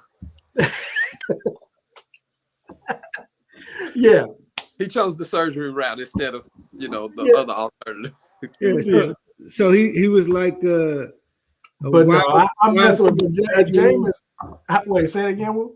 He's kind of like a wild thing for Major League. Once you put glasses on, he could see, and then right, and he just go crazy. Like, yeah, he's the best. Yeah. No, but if Jameis working out, in the starting role at QB would be the ideal thing for us. And that's how this league rolls, right? You don't have a quarterback. It's kind of like you stuck. Yeah, you done. So what do you think they'll do in the draft to improve? As far as the quarterback thing, I think they're gonna shore up the offensive line. I think they're gonna make some moves. They were trying to do a couple things on special teams and on defense, but I'm not worried about our defense. We got a bunch of young defensive dogs. So we got Lattimore, we got some dogs. So I'm not too worried about the defense. The quarterback is just a huge question mark that can't really be answered by the draft. Yeah. I've been seeing a couple of them youngsters sliding to them in their mocks, and it might not help them this year. But you're saying in the future? Most respect for Sean Payton. You get the right heady individual. Right. I can see it, but ain't it time to pay Marshawn though? Ain't it time to pay Marshawn and don't tell him it is. His shoes? Yeah, it is. It is time to pay. But I'm assuming that's a done deal. Like we can't play with that. We can't play with that. Gotta pay the man. So we play around a little bit. Everybody get paid. Everybody get paid. They find a way. Yeah, they find a way. So Drew, what do you think the Cowboys need to do? I know they talk a lot about cornerbacks. They talk a lot about offensive line on the radio. I mean, if you gonna legit make a draft pick, it's one of those two. My dream scenario is one of them QBs slide to 10 and somebody get desperate. Hopefully the Patriots and Cowboys can move back a few spots while picking up some future. We'll pick up at least a future first, and still have somebody like J.C. Horn still there at 15. What's the youngster that had the surgery? Farley. He'll still be available at 15. And so if you can get some future capital to go with, actually addressing a position of need in the draft, that's the dream scenario. If you stay pat and take what's available, then it's probably gonna be Surtain. You gotta get a legit. You gotta come out the draft with a star. Yeah. If you drafting, that high, as I mentioned earlier, a top 10 pick, you want to come out with a star. You got to. So you trust a cornerback with a bad back? You talking about Farley? Yeah. Here's my thing. If I'm drafting Farley, I'm also signing Richard Sherman. So somebody with a bad back and a bad Achilles. So you can together they can maybe win the Special Olympics gold medal. Well, you finna go to that cover 3. So realistically, I ain't asking you to do a whole lot. Yeah. And I'm telling you now, if the Cowboys facing Tyreek Hill in the wintertime, I'm gonna take it. I hear you. Because we know that's what tore that Achilles heel. We know it wasn't that game, but he did so much spinning in that game. By the time the next season rolled around, that's what the Achilles game. As long as you ain't talking about Tyreek Hill in February, that's fine. December, as long as it's not in February, because the Cowboys ain't going. They can't. It's going to be real difficult for them to play them in December, seeing as though the schedules are already out. Well, I don't know the schedule. I just know that you're not. Just invest in a different cologne, fool. Hater ain't working for you. I'm just saying. I think, Julian, what do you think the Washington team should do? Washington football team. I mean, it's obvious we need a quarterback. So the chances of a quarterback sliding down to 8 to 19 is slim unless we trade up, and I'm not sure if I want to trade up. But if we don't get a quarterback, then somebody on defense, a linebacker or something. Somebody on defense. I looked at a mock draft. They got the Cowboys picking an offensive lineman. So that's not a bad pick for y'all. Nah, that's what I said. Number one on my list since the season began was that big boy out of Oregon. Yeah. They got who was this cat? Slater. Northwestern. Yeah, Rashawn Slater. Yeah. So folks talking about he has the opportunity to be an elite guard. Yeah, and they say they got Washington with picking Micah Parsons at linebacker for Penn State. You know, Penn State known for linebackers. So he would be like, he would be like LeVar Arrington. No joke. Like, he gonna make a ton of plays. He gonna stay on Sports Center, but then when you watch the game, you're gonna be like, bro, what was he going? Why do you do that? Man. So he's gonna be like Jalen Smith then. Sure. Whoa, hold on. Hold on.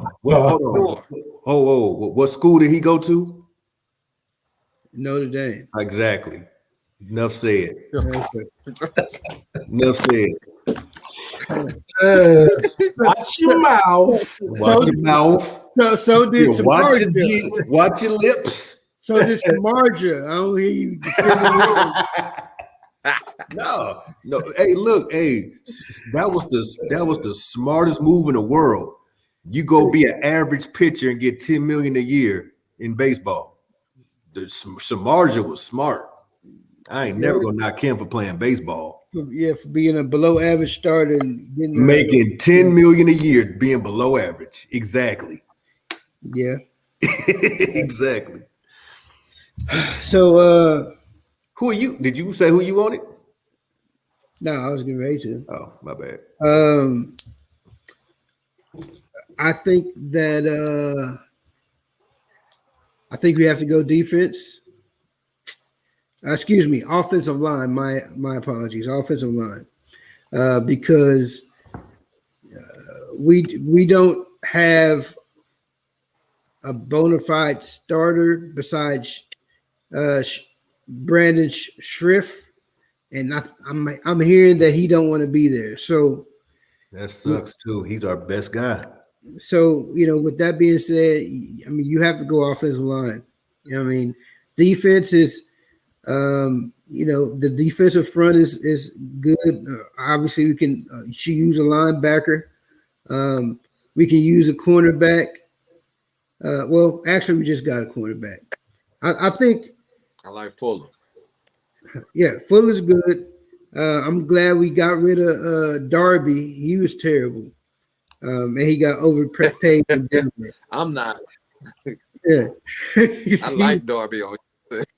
No, Darby was, yeah. I hated him when he was an Eagle, and then he came to us and did the same thing. He was like, "Hold on, how do you get past me?" He was like, he ran, he just ran past me. That's what happened. What position on the line do you want? It got to be tackle. I mean, Moses is not great. He's just average. You know what I'm saying? It broke my heart when Trent left last year, but yeah, they got a guy out of Virginia Tech, Christian Darrisaw. Yeah, that's what I say. Keep your eyes on him. He's they got him going 24th to Pittsburgh, but they say he's the best left tackle. He ain't gonna be there. He ain't making it to 44. You don't think so? Nah, he won't get past y'all. He won't get past where? I hope not. I hope not, but unless they pick that big boy from USC. Yeah, I think so. Do y'all think Trevor Lawrence can't miss?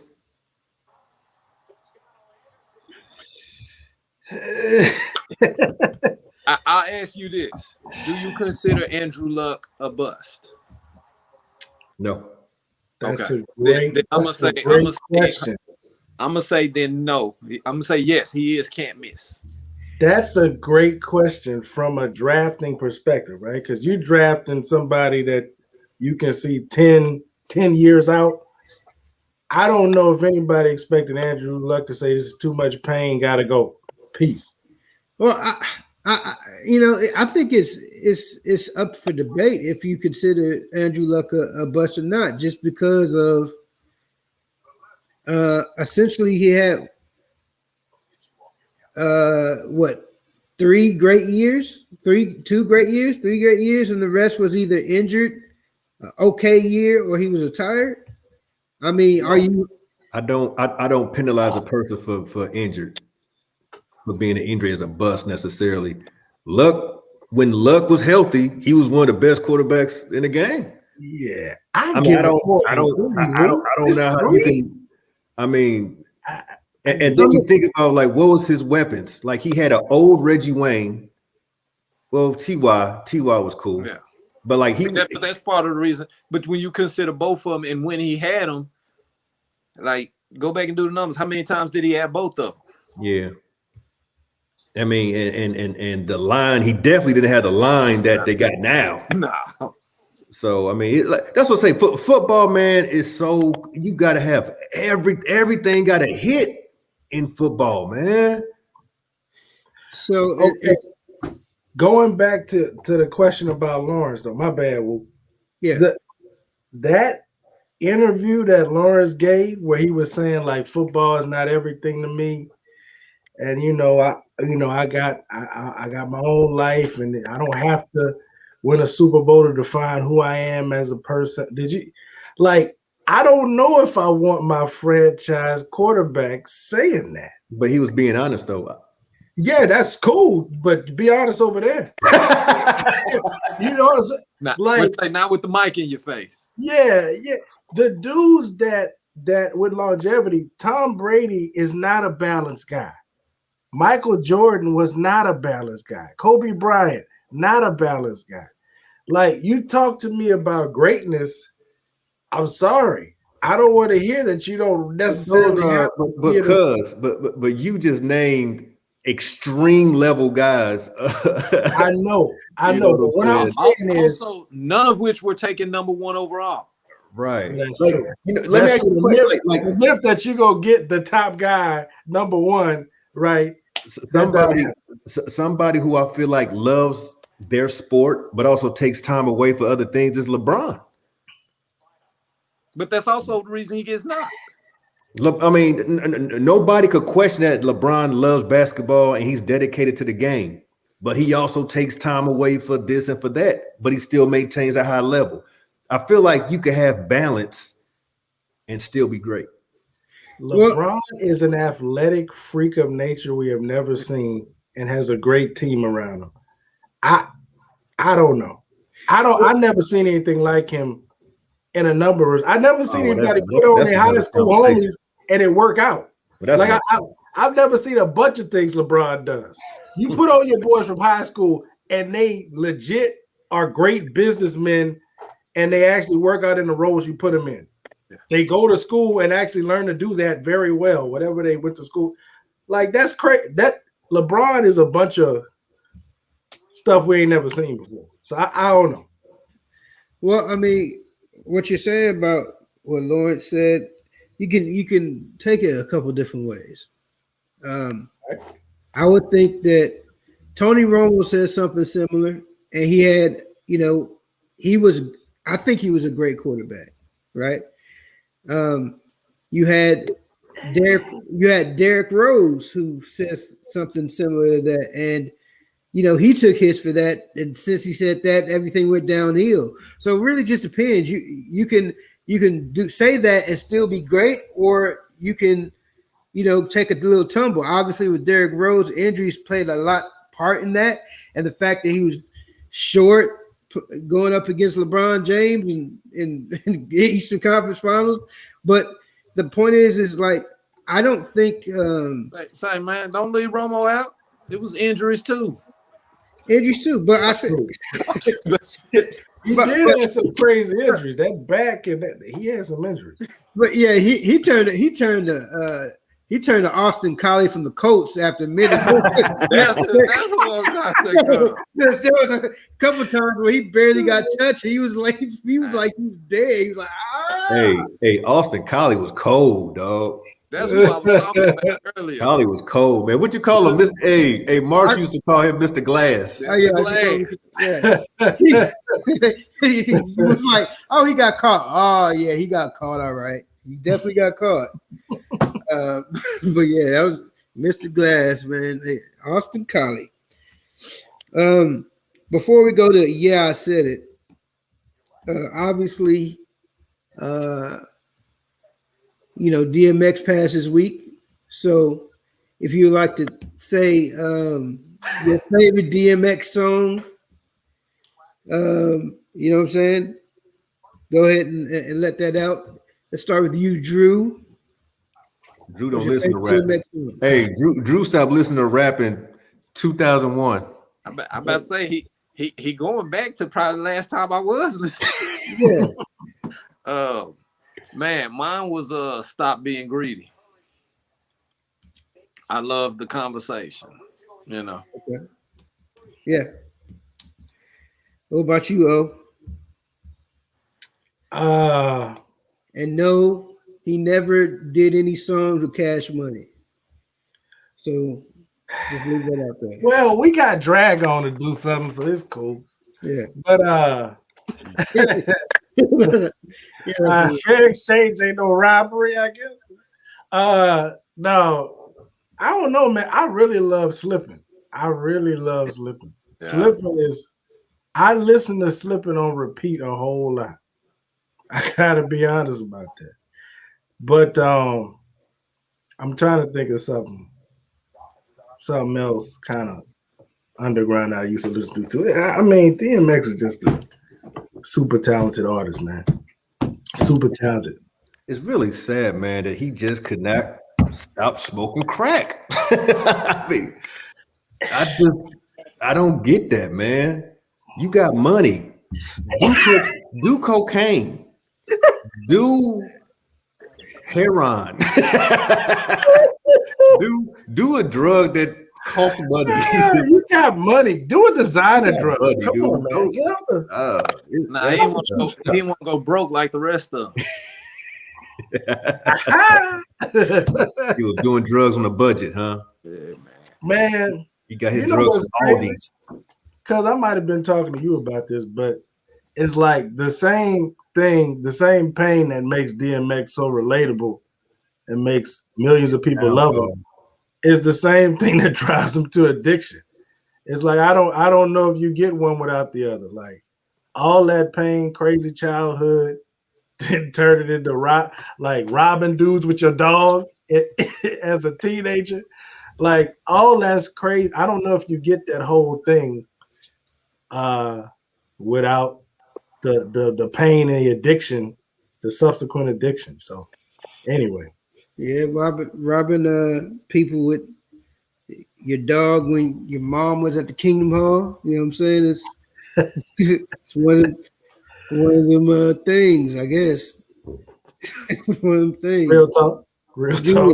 Julian, what about you? Oh, it's too many to name. I think he's got the best intro of all time. First album, It's Dark and Hell's Hot. The intro, incredible. But yeah, man. I mean, he's a legend. You know, I was trying to think. You know, if he was in my top 10 the other day, maybe not. He in my top 20, probably not my top 10. But he was that guy, man. He was that guy. From what I hear, he saved Def Jam. You know, I be having my own feelings about that because somebody sold 5 million around the same time he was hot. Somebody did. They sure be showing your boy a lot of love. Yeah, that was that Annie joint, huh? It was actually quite a few joints on that album. True. Very true. But very when true. DMX hit, he hit with a wave the likes of which really we hadn't seen. You know, when you drop 2 albums same year, same calendar year, and both of them be number one, like that boy, he in them record books. And so as far as Def Jam's concerned, I think I think part of it was the persona. You know, at that time, the industry was really moving into, you know, glitz and glamour, and he went back to jeans, t-shirt, and boots, and like, yeah, like I'm finna spit, like that's all I'm finna do, you know. Yeah. Where is he at in your all-time list? I mean, just like you said, he Top probably 20? sit outside that top 10. Yeah. I think O was mentioning it earlier. He had that ability to evoke passion, the likes of which you felt like you could relate to, or even if you hadn't been through his struggle, like his picture was painted so clearly that you felt like you was there with him. And so, you know, he dropped what, 98. So he kind of picked us up right where Pac had dropped us off. And so East Coast Pac? I ain't going that far, but when you talk about the ability to evoke passion, Baby. Yeah. you know, like that was in my mindset, that's where he took me.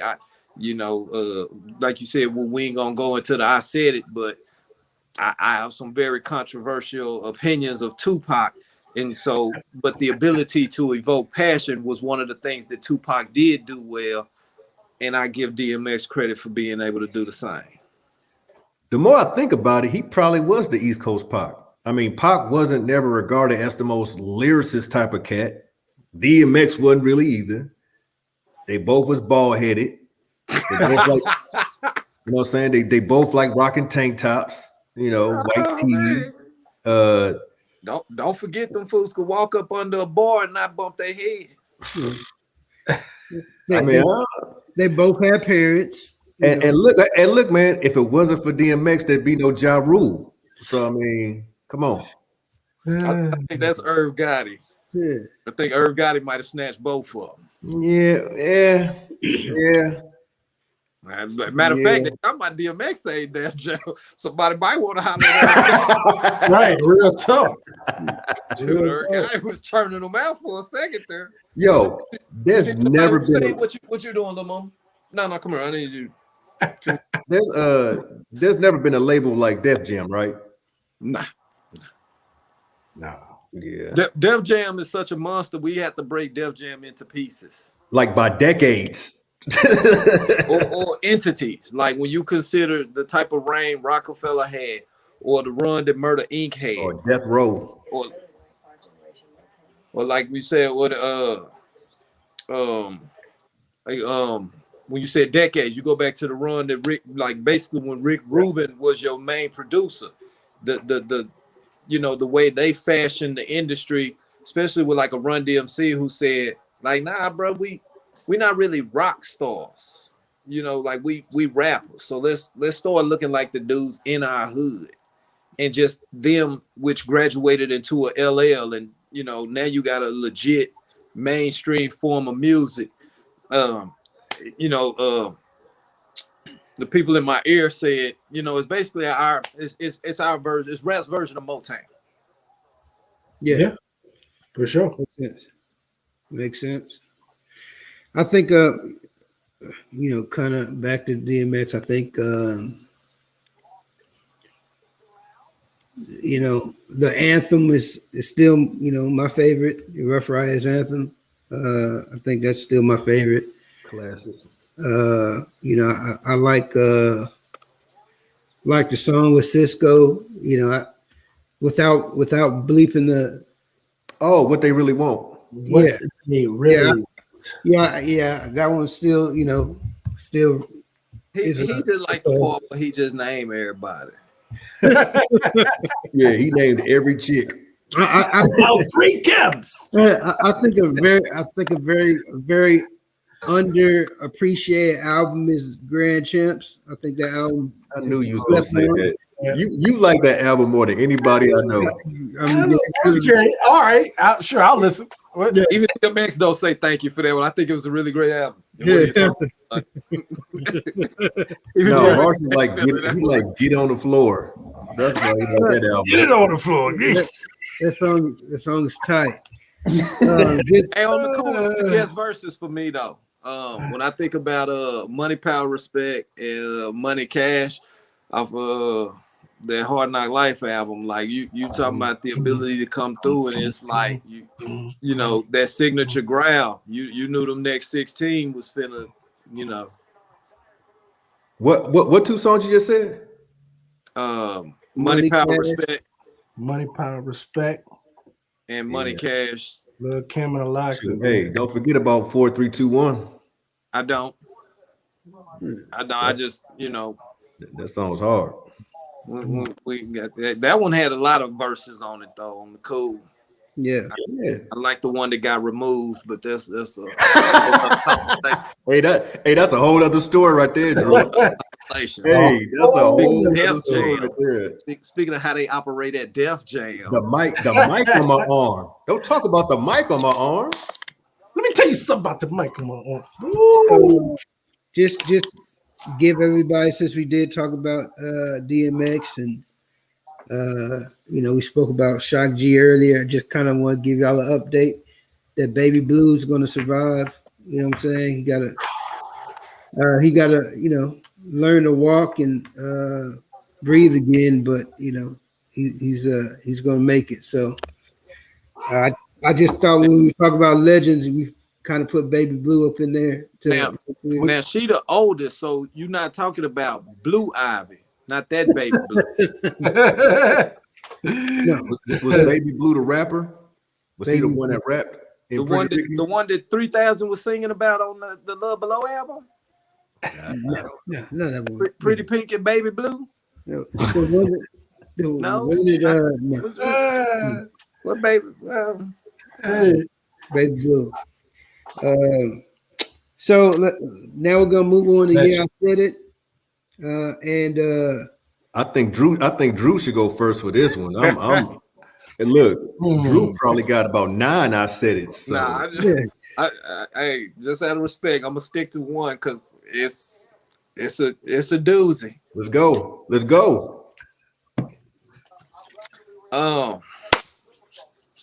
Hottest cat in the NBA right now, Steph Curry. Okay. I think Steph Curry is one of the most overrated players in NBA history. Yeah, he said it. He said it. I said Steph Curry. Stephen Curry Jr. Okay. Now, justification. Hey, before Mark Jackson, did y'all have him even on pace to becoming a Hall of Famer? That's not fair. It's not.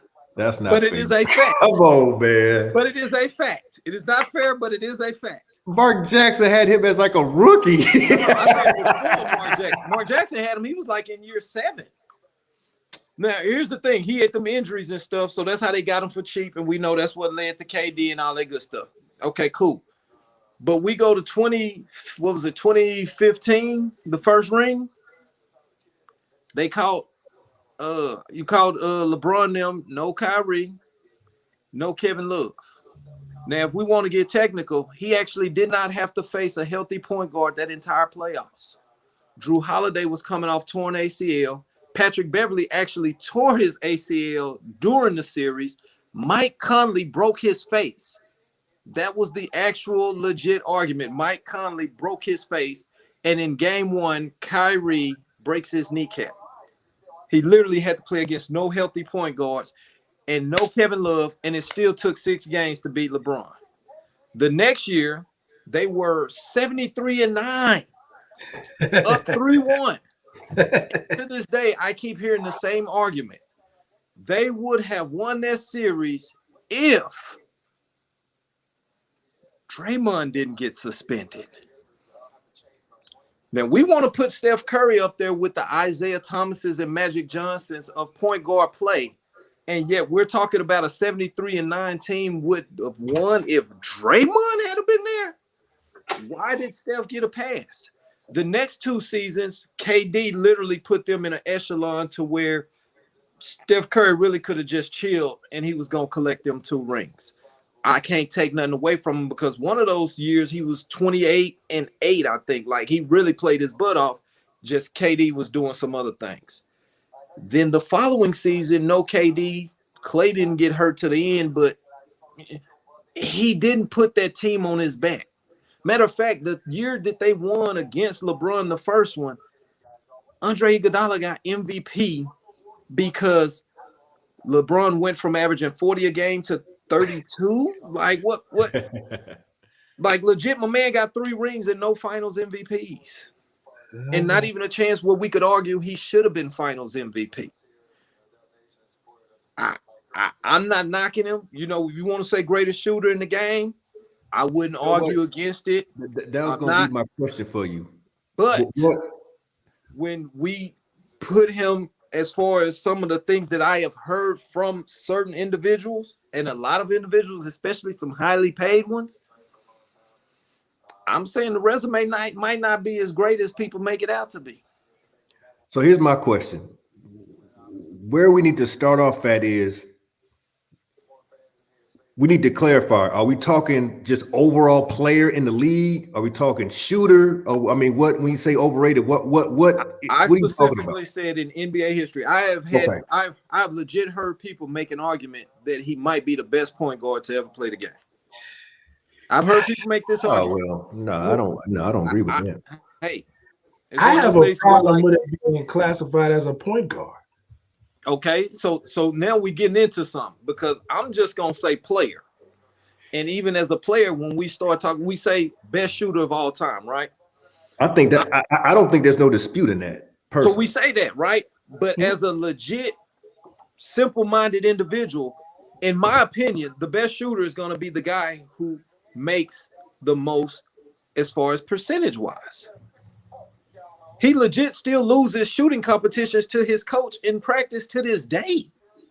Who cares about practice? So I'm just saying, we talking about the game, not practice. Game. All we said was shooting. And if you say he's the greatest shooter, I'm like, yo, his brother is quiet as kept. His brother is creeping up on the NBA record for all-time 3-point field goal percentage. But here's the thing though. Couple things. One. A lot of times when people talk about superstars and things of that nature, they talk about people who've changed the game. Steph Curry has changed the game to what it is now, a high perimeter game, right? Just like other people have changed the game in other capacities. He was a he came out of Davidson. He came out of Davidson, a short, skinny 3-point guy shooter. who a 3-point shooter. Really didn't dribble. Really didn't do much besides shoot. And don't forget, he was the 2 guard. He was the 2 guard at Davidson till his senior season. Right. So he went and developed his game to be one of the best ball handlers in the league, one of the best shooters in the league with the best range. He also drives he just doesn't shoot. He also drives and can take the ball into the league. Is he a great? He has fancy passes. Is he one of the best passers? Probably not, but. He does make a lot of passes. He does make his teammates better. And I think the fact that you have all of that and the fact that he changed the game. Do he make his teammates better, or do his teammates make him better? I think it's they all make each other better, because that's the chicken or the egg question, huh? Yeah. It's one of those things to where I was holding this conversation with somebody, and I said, we remember that shot in Steven Adams' face, right, against OKC. Yeah. And I always ask them, why was Steven Adams on him 30 feet away from the basket? It wasn't Steven Adams. That was that black dude. Nah, it was Steven Adams. Mm-mm. It was Steven Adams. I think. The 30-foot against OKC. You talking about like that 40-foot shot? He was backed up by the timeline. Yeah. I thought that was somebody else. Yeah. And I always ask, why was Steven Adams on him that far away from the basket? But that's and most youngsters can't answer me because they Steph Curry fans. So for them, it's like Steph Curry hit the shot, that's all that matters. And I'm like, nah, Draymond set a pick on Russell Westbrook 30 feet from the basket. He got Steph Curry open. Everybody gives Steph Curry all this credit. That sound like a good basketball player. Yeah, that's I'm not arguing his play, but what I'm saying is we have individualized him when in actuality, you go back to the 2018, 2019 seasons, LeBron was going up against 5 Hall of Famers. Like, we be pretending like it's Steph Curry and the Warriors, and I'm like, yo, Klay Thompson hold the record for most threes in a game. Like, we steady saying Steph is the greatest shooter, and it's unquestionable. But Drew, and I'm like, Drew, Steph Curry has a Uzi. But Drew, Steph Curry got a Uzi, while Klay Thompson got to shoot. You know, he got to be a sniper. He getting 8 a game, while Steph get to shoot 16, and we giving Steph all the love. Well, you got doesn't Steph Curry have either the record or most consecutive 90, 50, 40 seasons? No, I don't even think he has a 90, 50, 40 season. Yes, he does. He has. I think you're mixing him up with Kevin Durant. No, it's Steph Curry because they just talked about they talked about Steph had a 90, 50, 40. You know, I think he has a couple 90, 50, 40s. Okay. So if you have some 90, 50, 40s, I mean, they just put him up there with Kevin Durant. Well, I mean, the same Kevin Durant who had 4 scoring titles, you know, by the time he was 25. The same Kevin Durant that's got 2 Finals MVPs to Steph Curry 0. But there's a reason why that Kevin Durant wanted to play with the Warriors and Steph Curry. Yeah, that was an easy championship. Or Curry got it. Curry got one. He got one. Yeah, he got one. I mean, but how recent was it? 2015. Okay, yep. So I mean, that's my point. Like, we've escalated what he has accomplished, and all I stated was overrated. That was my point. Hey, that list ain't a lot of people. No, it's not. Here's what I'm saying. I'm not saying he's not one of the greats. All I stated was overrated, and it goes back to what I was gonna say about Tupac. I think he's overrated. I think people have this mental idealism of what it is that they've done and who they are, and I'm like, nah. Let's take a step back and remove the fandom part and really look at what has been done. Well, I think that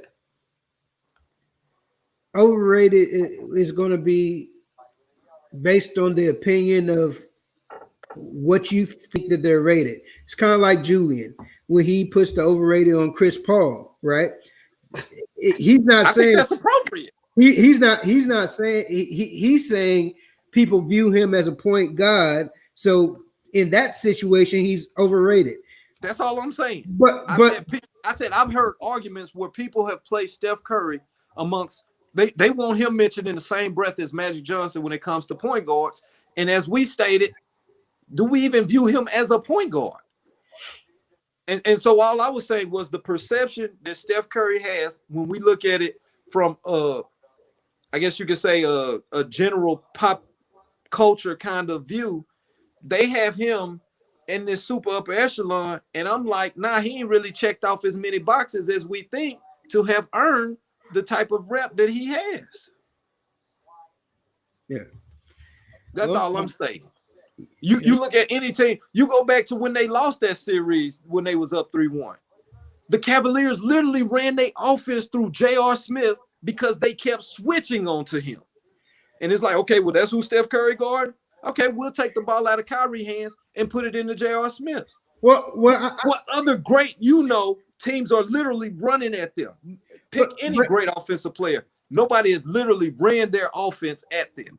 But one thing that people always talk about, right, is when the Warriors lost that 3-1, right? Which they should. I mean, they shouldn't have lost. They, as far as they had 3-1 lead, they should have closed the door on it. Draymond was gone, that hurt, but they were still up 3-1.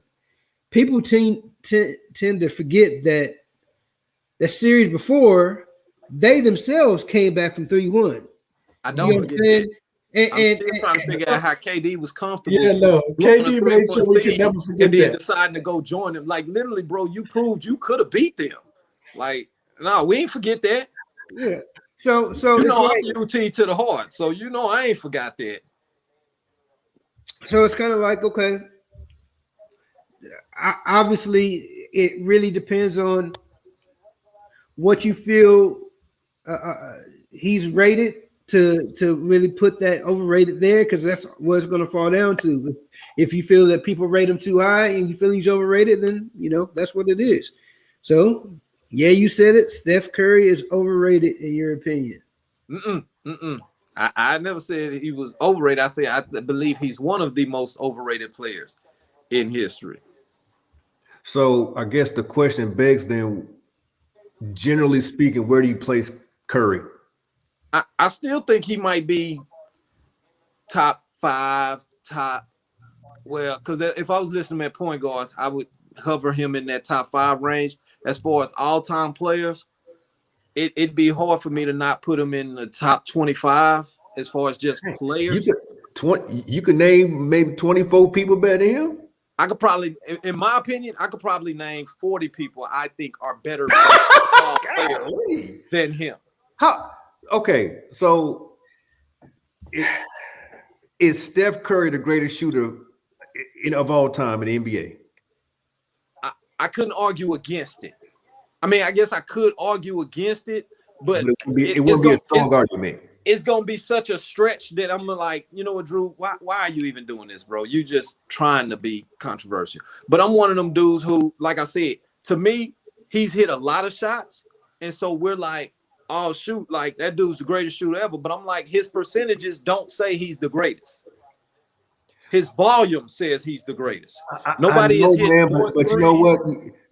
John Starks shot a lot of shots. J.R. Smith shot a lot. There's lots of guys that shoot shots that don't consistently hit 10 threes a game. No, it's not the 10 threes. What I'm saying is, to me, it's like the Jordan argument. When I hold the Jordan argument, I ask people, the fact that Jordan only played 6 seasons, how do you get to hold him as one of the greats? And they'll say, well, no, he played more than 6 seasons. And I'm like, so you'll give him credit for losing in the first round of the playoffs, but LeBron is a bum because he lost in the championship? Right. And then it's like, well, no, that's not what I'm saying. The goal is to do. I'm like, well, if you said the goal is to win a championship, you don't win a championship if you don't play for it. Right. So my thing is, we'll give Steph credit for the makes and then pretend like all those misses don't exist is what I'm saying. Like, the fact of the matter is, his percentage is not the greatest percentage of all time. If we was holding a 3-point shootout, all the shooters of all time.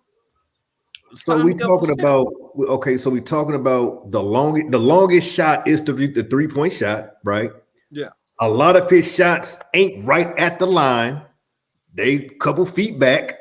So, I mean, to me. Unless somebody is shooting like 30% from 3 or some silliness, they shouldn't be taking threes. Well, here's my point. We'll argue for him as the greatest shooter, and then I say his percentage is otherwise, and then we find reasons to justify. But I'm not. We talking about how far he shoots. No, but I'm not hung up. I don't get hung up on percentage like that though. If somebody can make 10 threes a game, bombs away. So here's my question. Had Reggie Miller played in this era, are we making a different argument? If Larry Bird plays in an era where they're like, yo, go. I had this argument. I think we might have been involved in this. Maybe. Reggie Miller never had a season where he averaged more than 4 3-point attempts per game. 4. But again, we're talking about the 90s. We talking a different era. So that's my point. We're giving him credit based off of volume. We're not saying he's not. What'd you say, cuz? It's not only that it's a different era, is that their style of play changed the era. People weren't greenlighting players like this. That just didn't happen. But that's the other half of my argument, their style of play. Yeah, we rarely bring up the fact that the league style of play. What you mean? Theirs, the league. But we know who set this trend, and it was really D'Antoni in Phoenix. That was green. Right. But who was the GM? It was Steve Kerr. And when he got to there, he said, forget all that defense Mark Jackson was talking about. Y'all still going to play solid defense. But we finna open this thing up because I have two transgenerational shooters, and I need y'all shooting. Right. Because if you shoot 38 to 40% from the three-point shot, which I know y'all are more than capable of doing, we're going to put up enough points to where, we play decent defense. We're going to be one of the teams to beat. So, and I think we said Steph Curry like it was just him. So again, when I talk about the term overrated, do you think Klay Thompson? You think Klay Thompson's a better shooter? I can't say that. I can't say that honestly and just be like, yeah, I totally nah. Well. Part of the problem is Steph Curry can shoot off the dribble, and Klay can't. So that puts him above Klay. I wouldn't say he can't, but okay. Right.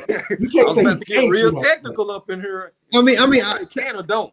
Somebody hit 61 points off 11 dribbles. Some got to be going right. If I know he ain't finna dribble, why we not talking? If you think about the great shooters, we think about the great shooters like a Ray Allen or Reggie, Mitch Richmond. These guys were catch and shoot guys, right? Like Klay. They're legends. It's like these were catch and shoot guys. I don't recall too many cats before Curry, like Marshall said, that will cross you up and then pop in your eye. I mean, there's a few. I know your boy. But because of his religious choices, Abdul Rauf. Yeah. Mahmoud Abdul Rauf. But the thing about it is, and I know, Drew, you're not saying that you can't argue against him being the greatest shooter of all time, but when you mention 40% 3-point shooter, we would all agree that that's pretty good, if not great, right? Yes. There's only been one season, which was last year when he played 6 games, where he didn't shoot over 40% from 3. Okay. So the percentages matches up with, what I'm saying, that's the he's criteria. Shooting high volume at he's shooting high volume at a high percentage. Here's what happens. He's shooting a 3-point shot at a high volume, which allows him to have less of a overall percentage, right? Than say the average. No, because he's making them. See, we said he's the greatest shooter, so he's got to make them. Right. But shooting a high volume does you no good. You got to make them. But if you're high volume and high percentage, there's a legit stat that says from 30 feet and further, LeBron James is the greatest shooter in NBA history. I gotta see that. I gotta see that. Now, the fact of the matter is, where's the 30-foot line on the court? Where's the 30-foot line on the court? So it's still made up because we're guesstimating how far away from the basket someone is. And so plus, when we start pulling stuff like, he's not just gathered the data for that. That's crazy. Come on, man. They put more than Dame Lillard. Yeah. Yeah, that's because Dame wasn't even top 5. That's because LeBron. Look, I mean, percentages is based on the number that you take. So, I mean, with that being said, if you take 5 the whole season and you hit 2, your percentage will be great. But if you take, 5, you take 5. You really gonna go with that? Yeah, absolutely. So do you be watching basketball? Because LeBron legit be way out there, bro. Like let's come on. No. He does when he's not shooting way out there like Dame and Steph. Yeah, on a regular basis. He's not doing that on a regular basis. He is. He legit will walk up to the end of the logo and just jack it. Tell him he can't. I don't know how often he does it. But he doesn't do it that often. Whoever made up that stat about 30-footers, we need to find the stat of how many he actually shoots, because there's definitely going to be a discrepancy. You know what I'm saying? Dame shoots 4 of those a game. You know what I'm saying? Steph, it's going to be different. It's crazy. It's good, ridiculous. But I mean, yeah, I said it. So that's Drew's. I said it. One of the most controversial yet. Oh, yeah, I said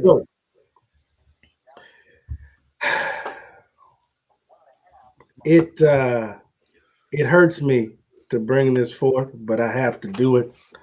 It's my job to tackle the tough issues on Yeah, I Said It. Here's another one. We just witnessed the conclusion of a great season of a show called Snowfall.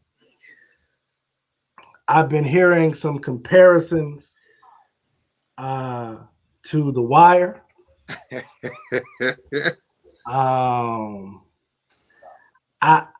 It's a little concerning, but I've also been hearing some comparisons to a show called Power, and I gotta say that I don't ever want to hear that no more.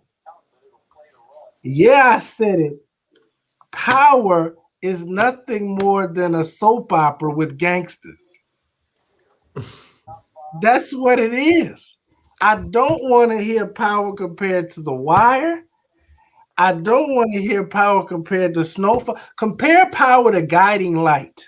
The bold and the beautiful. As the world turns. Yeah, then compare Power to that. Huh? And shout out to Guiding Light. Great idea for a gangster soap opera. But that's what Power is. The things that happen in Power don't happen in any part of the real world. Not in America, not in Asia, nowhere. So that's my Yeah, I Said it. Okay. So yeah, I said that Power is Days of Our Lives. Yeah. Guiding Light. Yeah, stop it, fam. Let Snowfall live. Yeah. Are they up to The Wire? No, they're not The Wire, but they certainly not Power. Don't drag them down into that. Yeah. All right. I'm sorry. I had to say that. I got it off my chest now. I'm cool. Okay. Junior. Yeah, I said it. Yeah, I said it. Steph Curry is the greatest point guard of all time. Power is the greatest. Power, you know, it's like Power, The Wire, Breaking Bad, you know. Cosby Show. Oh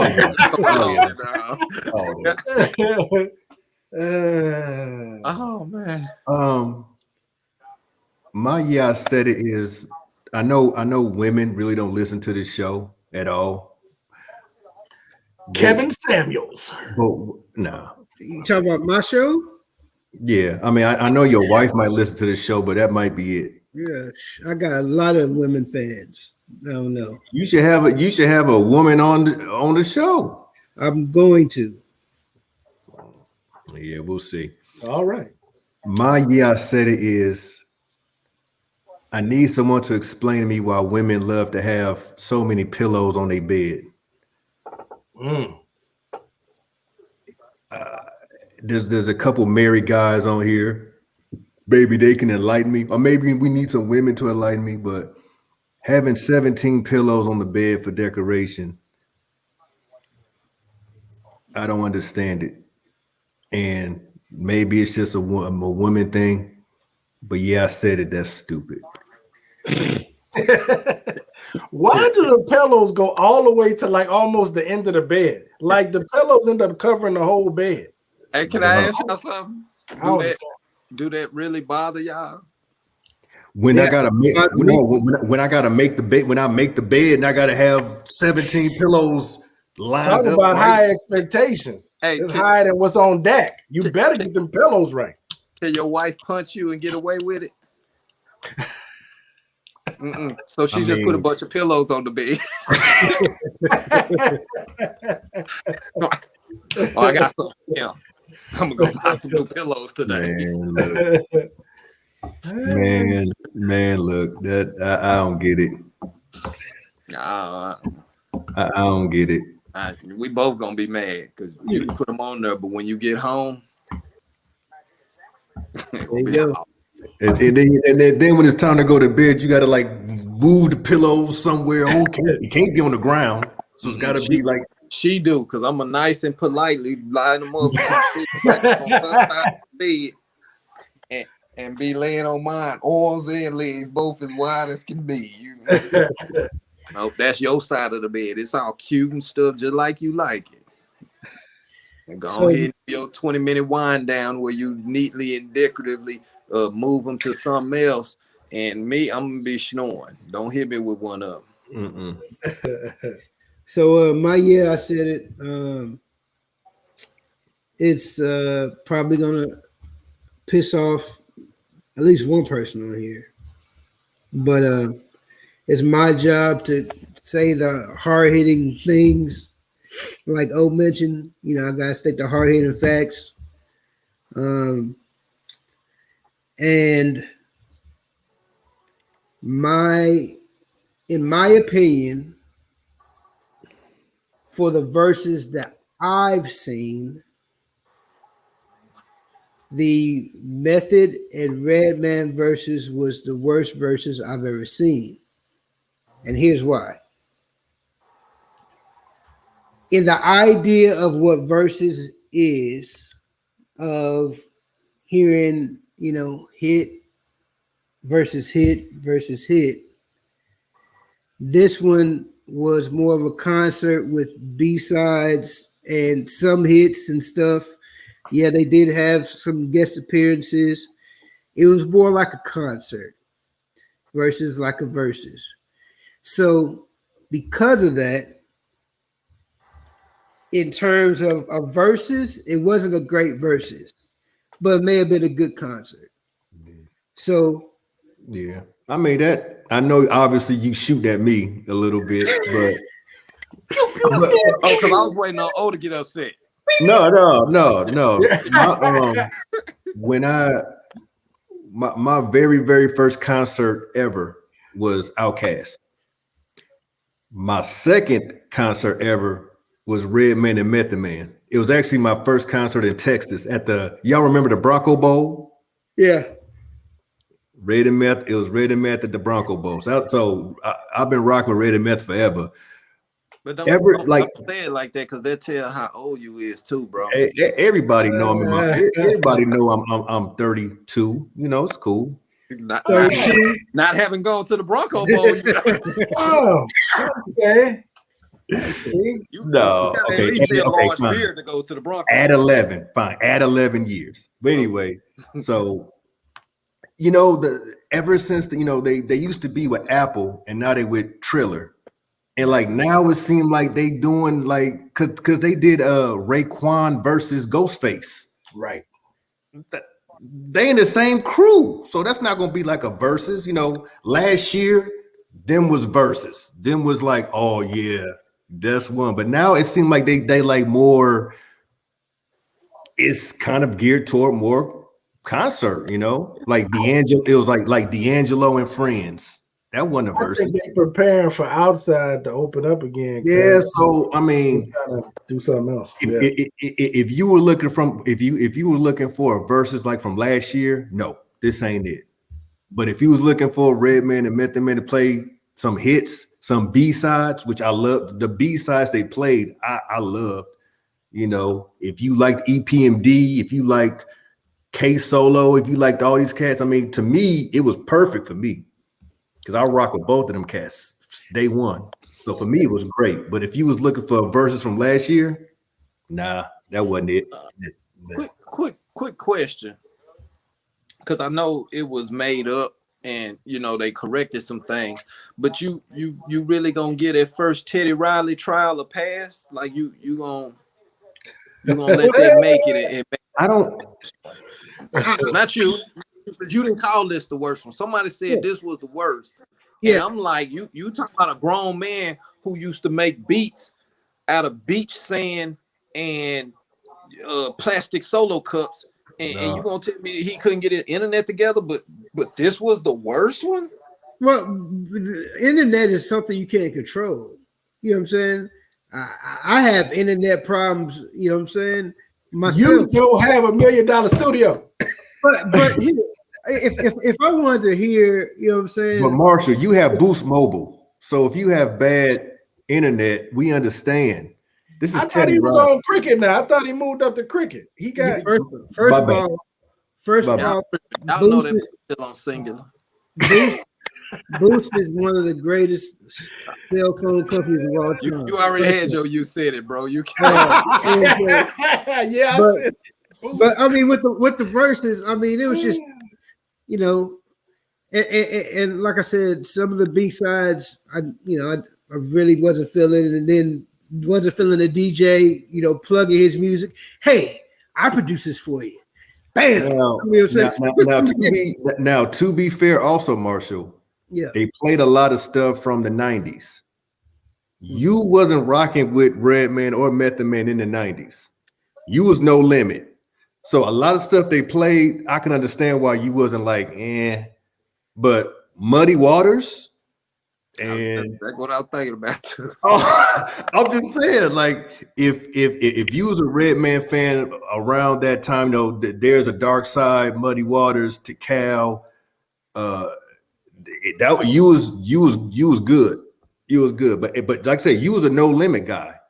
So that concert really. No, just No, Drew. What I'm saying is like he had limited taste. Don't be singling out No Limit. No. Listen. I'm not trying to knock No Limit at all. All I'm saying is he was like strictly.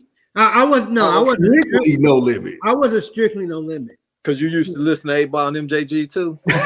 So Cash Money. No. I listened to West Coast. I mean, that was still Tupac time. That was still a bunch of stuff. You ain't said nobody from the East Coast yet. I mean, I listened to Biggie. I listened to Onyx. I listened to DOS Effects. You know what I'm saying? Name two songs from DOS Effects right now. They want effects. Okay. What's the other one? The other one is the remix. They want effects. The other one is Bump Stickity Bump. I liked you know what I'm saying? I listened to EPMD. One they did with Shaq, bro. I like some EPMD. No, that was Foo Schnickens. I like him to tell on himself. I like the Far Side. I mean, I liked a lot of stuff. I just, my choice was, okay. So but you really didn't rock with Redman early on, right? No. Okay. But you was in Texas, 93, 94, 96? Yeah. Okay. Real talk, like you wasn't finna get it here. I just so happened to move to Georgia, and we had a lot of transplants come down from Philly, DC area, New York. And so that's how I got put up on it. I'm gonna tell y'all this, and I know this ain't confession time, things of that nature. But I told somebody one day, and this was in 93, 94, and I said, oh, speaking of Wu-Tang, I heard that new Methodical Man supposed to come out. And they was like, nah, it's Method Man and it's Tikal, the album. So Methodical Man. So that's hilarious. Some of it got to do with where you pay rent. It ain't from where you pay. True. And if you're not gonna get that exposure. You can argue my missus all day long. She gonna tell you 40 top 5. She also from Cali. Yeah. There's I thought she was from St. Louis or something like that up north. She spent some time in the Midwest, but she's Cali. Okay, that's the one thing for me, man. Like growing up in Indiana, there wasn't like a major hip hop scene, so we listened to everybody. I'm listening to Scarface. I'm listening to Wu-Tang. I'm listening to West Coast. Like I listened to everything, which I think it was a blessing. If you live on the East Coast, you bias toward the East Coast. Live in the South, you bias. Live in the West, you bias. Up north, other than Twister, you know what I'm saying? Whatever cats that was popping in Chicago in the 90s. But we listen to everybody, man. So I love that. It's true because first cats I met from Indianapolis, they put me on the 3-6. We literally do. I was bumping Spice One in Indiana. I was listening to everything. You know what's crazy? We had a crazy, obviously a Texas connection in Louisiana, and a crazy Cali connection. Like we had all the Spice One, E40, the Click. We had all of that. We had their mixtapes, but I didn't get Jay-Z till like maybe 8 months after Reasonable Doubt. I didn't get Illmatic till like maybe a year after Illmatic came out. I didn't get that. Don't get Illmatic, but that's a whole nother story. Oh Lord, oh Lord, here we go. Yeah, I said it. Yeah, I said make it too easy sometimes. So, but yeah, it's crazy. Like you said, Drew, where you pay rent, like it's crazy. Like how different stuff comes to. Shoot, my cousin put me on Wu-Tang. Yeah. So I had a cat from New Orleans. He was talking about Master P. This was when Ice Cream Man was finna come out, and he was like, "Yo, I got that new Master P," and I thought something was wrong with the boy because Master P sounded real corny to me, like it just did. Right. But remember, I had moved back from Georgia, so at this point, like I'm pretty much all East Coast. Like I listen to the South, like UGK and them got a pass, but I knew UGK before I moved that way. You know, I knew A-Ball and them before I moved that way. By the time I came back, you know, if you roll with me, you had to listen to the Jizzle, just because I knew you didn't listen to him, and I wanted you to hear this. Like, no, you don't understand. Tommy is not my boy. You know what I'm saying? Like, I'm finna make you. No, you need to understand the MCs came to live out their name. You know, or when my boy said, "Bush shot," said Big Ben, like we got time to keep. I'm like, you don't understand. Like these boys is giving it to us, and y'all playing talking about you about it.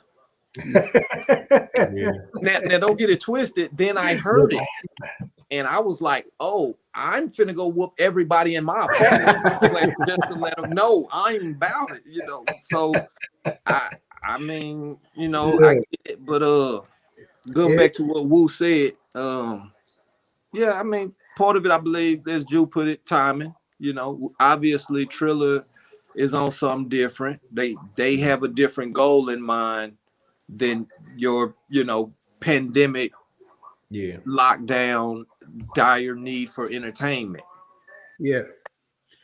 I mean, and you know, since you told on somebody, Drew, you know, there's somebody, you know, a friend of ours that called the Tribe Called Quest song Electronica Relaxation. You know what I'm saying? Yeah, I'm not gonna say any names because hey, I'm gonna say his name. What up, Gav? What up, Gav?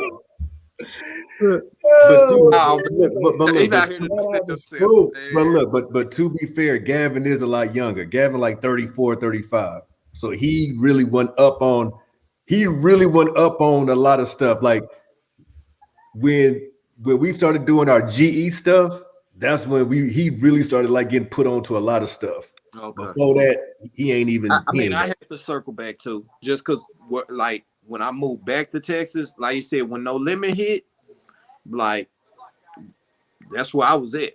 You know, first Jay-Z album I had was Volume 3. Oh wow. Like so when you talk about like just the bias, now the thing about it is like I heard Jay-Z, but I just wasn't feeling him. Half of the you know, part of it wasn't listening. Part of it was I was biased. Tupac said Jay-Z whack. Guess what? He whack. Right. Pac said it. Yeah. He said Nas whack. Nas was whack. Right. He said Biggie was whack. I'm like, nah. Super Nintendo, Sega Genesis. You know what I'm saying? It was all a dream. I'm like, nah, you know. And so like I'm tripping. You know, so yeah, he was. But you know, again, that's a whole nother conversation. But when it comes to, you know, even that, you know, a lot of those artists that we brought up, we would have to circle back. And then sometimes a lot of that stuff be over your head. You know, you talk about when Wu first dropped 36 Chambers, I'm 12. 94, right? I won't say 93, but let's say 94. So Okay. I'm 13. Yeah, maybe 93. Yeah, maybe 93. You know, so I'm 12, 13, right? Yeah, you're right. 93. So when that boy said, now they rhymes is getting stuck like the gum under the table. Who's your A&R? A mountain climber who plays an electric guitar. Nice bars. But you don't know what they're talking about. Right, but I don't completely understand what he's saying. Yeah. Until I get a little older and start understanding how the industry works and who's getting picked and who's not, and why Wu-Tang had to take the path they did, and then decided, nah, bro, we more like Voltron. Collectively, this is who we is, but independently, you don't really want it either. And so, you know, now that you 16, 17, and these actual songs and albums are starting to move, the way hip-hop move, they already starting to move into classic status. So you behind. Man. And then there's some music that you're just never going to get into. Yeah. I mean, I've been teasing Julian about cannabis for years, and I've never listened to one cannabis song. I think I heard a cannabis verse one time. But I've been talking to Julian about cannabis for years, and I don't know anything about anything he puts out. But there's still hope for you, Marshall, because to this day. Because here's the thing. Yeah, to this day, but look, for years, Marshall talked down about Wu-Tang, and again, I don't think he never really gave him a shot. And then a couple years ago, for whatever reason, he decided to listen to Wu-Tang, and now he loves them. So it just takes time to just really just take time to just listen. Cannabis is one of them guys. See, Cannabis back then in the late 90s, he was rapping like nobody else. Yeah. Nobody was putting words together like him. Yeah, nobody was doing that. We hadn't seen that since the late 80s when a certain aura was doing his thing. Right. So when I heard Cannabis, I'm like, whoa. What is this? Whoa. What is this guy doing? Cannabis was another one I had to, because LL had the hype. So when LL dropped the Ripple Strike, funny thing, as we started, that's the reason why I bought It's Dark and Hell Is Hot. I bought the double disc that came with the sample of the GOAT album, and that was the only place you could find the Ripper Strikes Back on CD. You know what? That version. No, there was I can't remember the website, but there was a website where I got all my mix CDs, all my DJ Clues, all my Green Lanterns, all my Who Kids. It was a website, so that's why they would send me this. They would send me the CD or the tape. That was a CD. And that's where I heard the Ripper Strikes Back. And that's why I heard all that. So for me, when LL went in like he did, and he went in, I'm like, oh shoot, Cannabis whack. And you know what got me? What got me was, again, circling back, somebody put me, my stepbrother, a little older, he put me on Big Pun. And so first couple times I heard Pun, I'm like, oh shoot. So you know how you do, you like, all right, well, let me go eat up everything Pun got. And so I went and got, I want to say Fantastic Four. Was Fantastic Four. It was one of them they did together. Your boy was like, I put more millennials on you than Mazda has in a car lot or something like that. I buried their body on every planet except the Earth. Like he had so many bars where I was like, hold on. Yeah. That's the same dude who. Yeah. Hold on, man. Let me. So I had to go research the Doggone Me battle. That's how I found out the verse that I had heard wasn't even the original verse. So when he was like, "Yo, that's a chick move," I'm like, "Oh snap! Nah, LL really did do that. Like that's whack, bro. Super whack. Right. And then there's a gentleman we know. He was a huge Cannabis fan, and he really started like, nah, bro, this what you want to hear this, you want to hear that, and so I was like, nah, your man might be a little nicer than I give him credit for. Now that Eminem situation later on. Marshall, one of these days, you need to listen to basically his first two albums. Like to me, his first two, check those out. Okay, but here's a problem. Here's a problem. You've already preempted me about cannabis by saying his beats are whack. Who said that? You did. No, I didn't. They ain't never came out my mouth. You said something of he hasn't been successful because either his beats are whack or he can't do good songs. You specifically told me. I mean, maybe his later stuff, but his first two albums. Yeah. Okay, well, you got Apple Music. Does KLC produce any songs on it? Oh, this guy. He got one. Oh, we got one. Okay. I can't remember which one it is, so just listen to the whole album. Listen to it till you find it. Hey, I mean, if KLC's on it, then I'll give it a try. You know what I'm saying? Hey, Drew, ever tell you the story about the time I seen Lil Flip at the club? Look, we're not gonna do Lil Flip bad. Because I seen Lil Flip in the club, and that was the day I stopped listening to Lil Flip. Man. So it was what, like 2018? It might have been 20. No, it might have been 2018. I was in Houston, and I'm with a couple fellas, and we downtown, and we go to the spot, but we outside. You know what I'm saying? We ain't going inside, but we outside, and Little Flip is there. And how I know it's Little Flip is he had on a basketball jersey that said Little Flip on the back. And at that point in time, I said to myself, that's the wackest dude in all of H-Town. And I never want to listen to him ever again. Why? Because he owns his own clothing. It's called being an entrepreneur where I'm coming from. Hey, I'll take you even further, Jew. So it's 2002, 2003. So at this point, I'm all, matter of fact, it had to be 02, 03. So at this point, like, you give me Rockefeller anything, like, I'm on it, right? So I had a youngster at my job. He would literally come in every day and try to explain to me why Lil Flip was a better rapper than Jay-Z. Was it Marshall?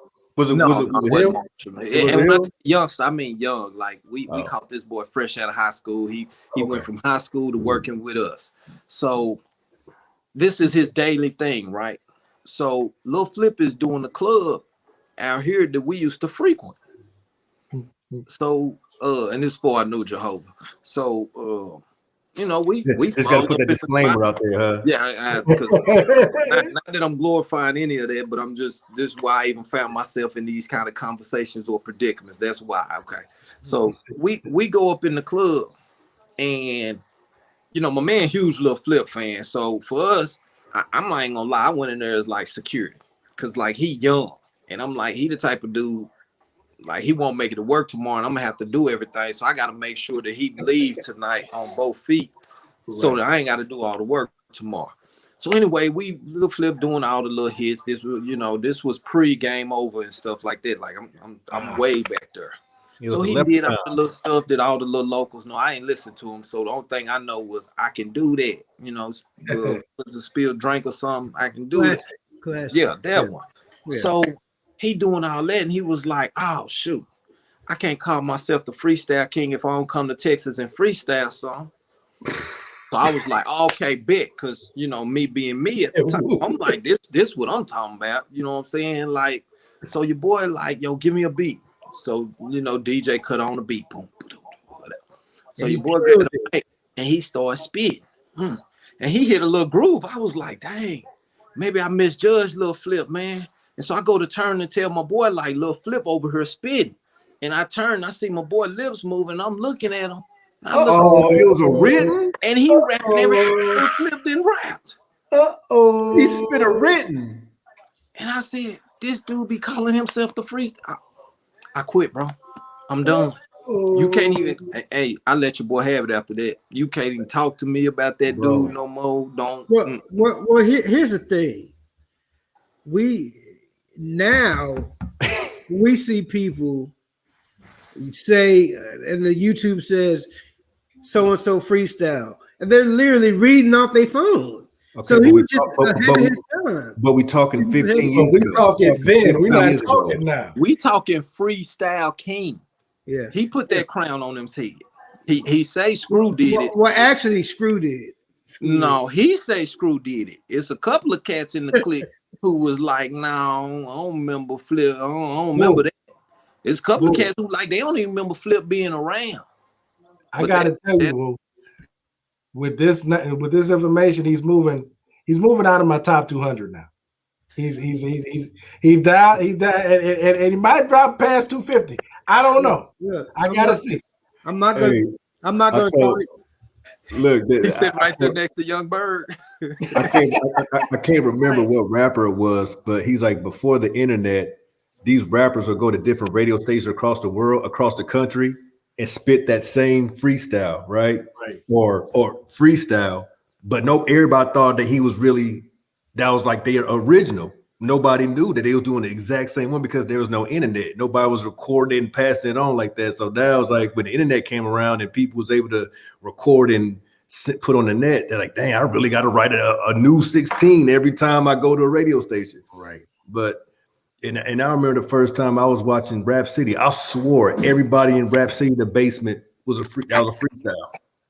Right. I mean, look, I was young. I was a teenager. I thought, man, and then I seen someone spin something that I like, oh, hold on. I heard that last night on my Walkman.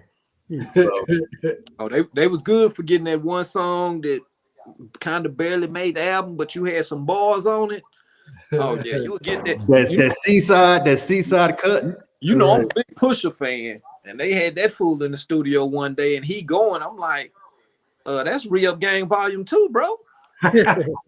Man, not you too. Not you too. Man.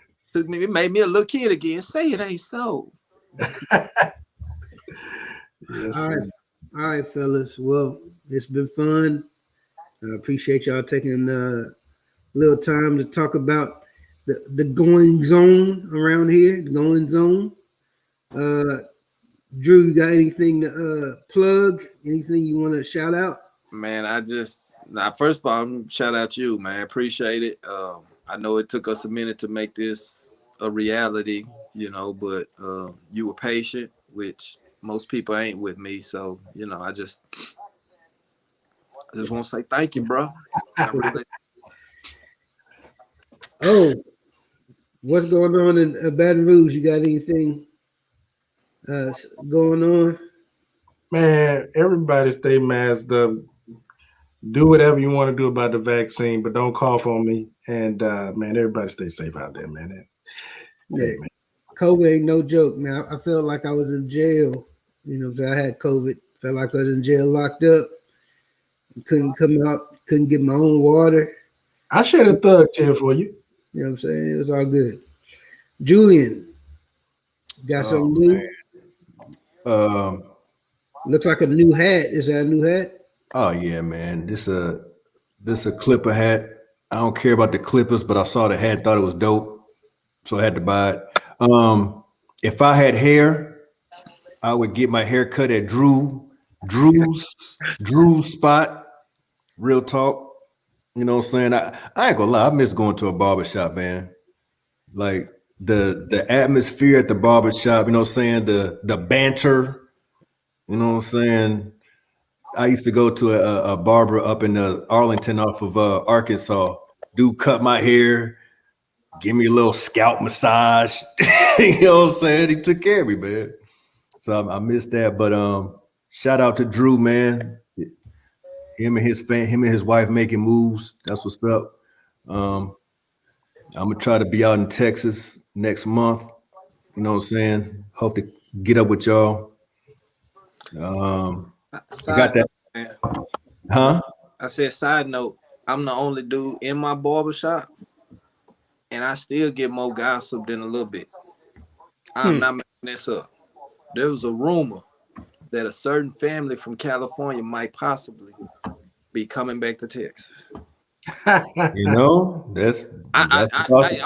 just saying, like, so when you had brought that up, I was like, I appreciate that because he right. Like it ain't nothing like barbershop banter because you can be talking about, you know, the moonwalk of 1969, and somehow that'll end up being about JoJo cousin who got 25 for, you know, some more weird stuff that you ain't even know. And you was like, no, I had seen that article, but I didn't realize that was, you know, and come to find out, like you had cut that dude hair one time and you had did it on discount, only to find out he finna now have somebody braiding his hair for the next 20 years. You know, you'd be like, what? And that's how it be, bro. So appreciate the shout out, man. Absolutely, man. Absolutely. So that's about it, man. You know, I'm sure Marshall ain't planning on a 3-hour show, but hey, it is what it is. Hope to get up with y'all next month. You know, I had to get that vaccine. I got my second dose on Monday. It kicked my butt for a day or two, but I bounced back. It's all good. Yeah, definitely didn't plan on a 3-hour show. Huh? Juvenile, right? Bounce back. Hey, Bounce back. Hey, yeah. Hey. This is why it's 3 hours. I'm not getting it. I know. Hey, I'm glad I got it all out. Yeah. So, you know, appreciate everybody. We're being sponsored once again by Your Favorite Things. Stop it. I told you. If they're not paying, we ain't shout nobody out. Shout out to the homies, Mike and Chris. If they ain't paying, we ain't giving nobody no my shout favorite out. things, they're your favorite things. That's the thing that I'm trademarking. You know, let's all pray up for Baby Blue. You know, hopefully he gets recovery, brother. You know what I'm saying? And we'll don't even know what we do without you. We'll see y'all next time. Holler.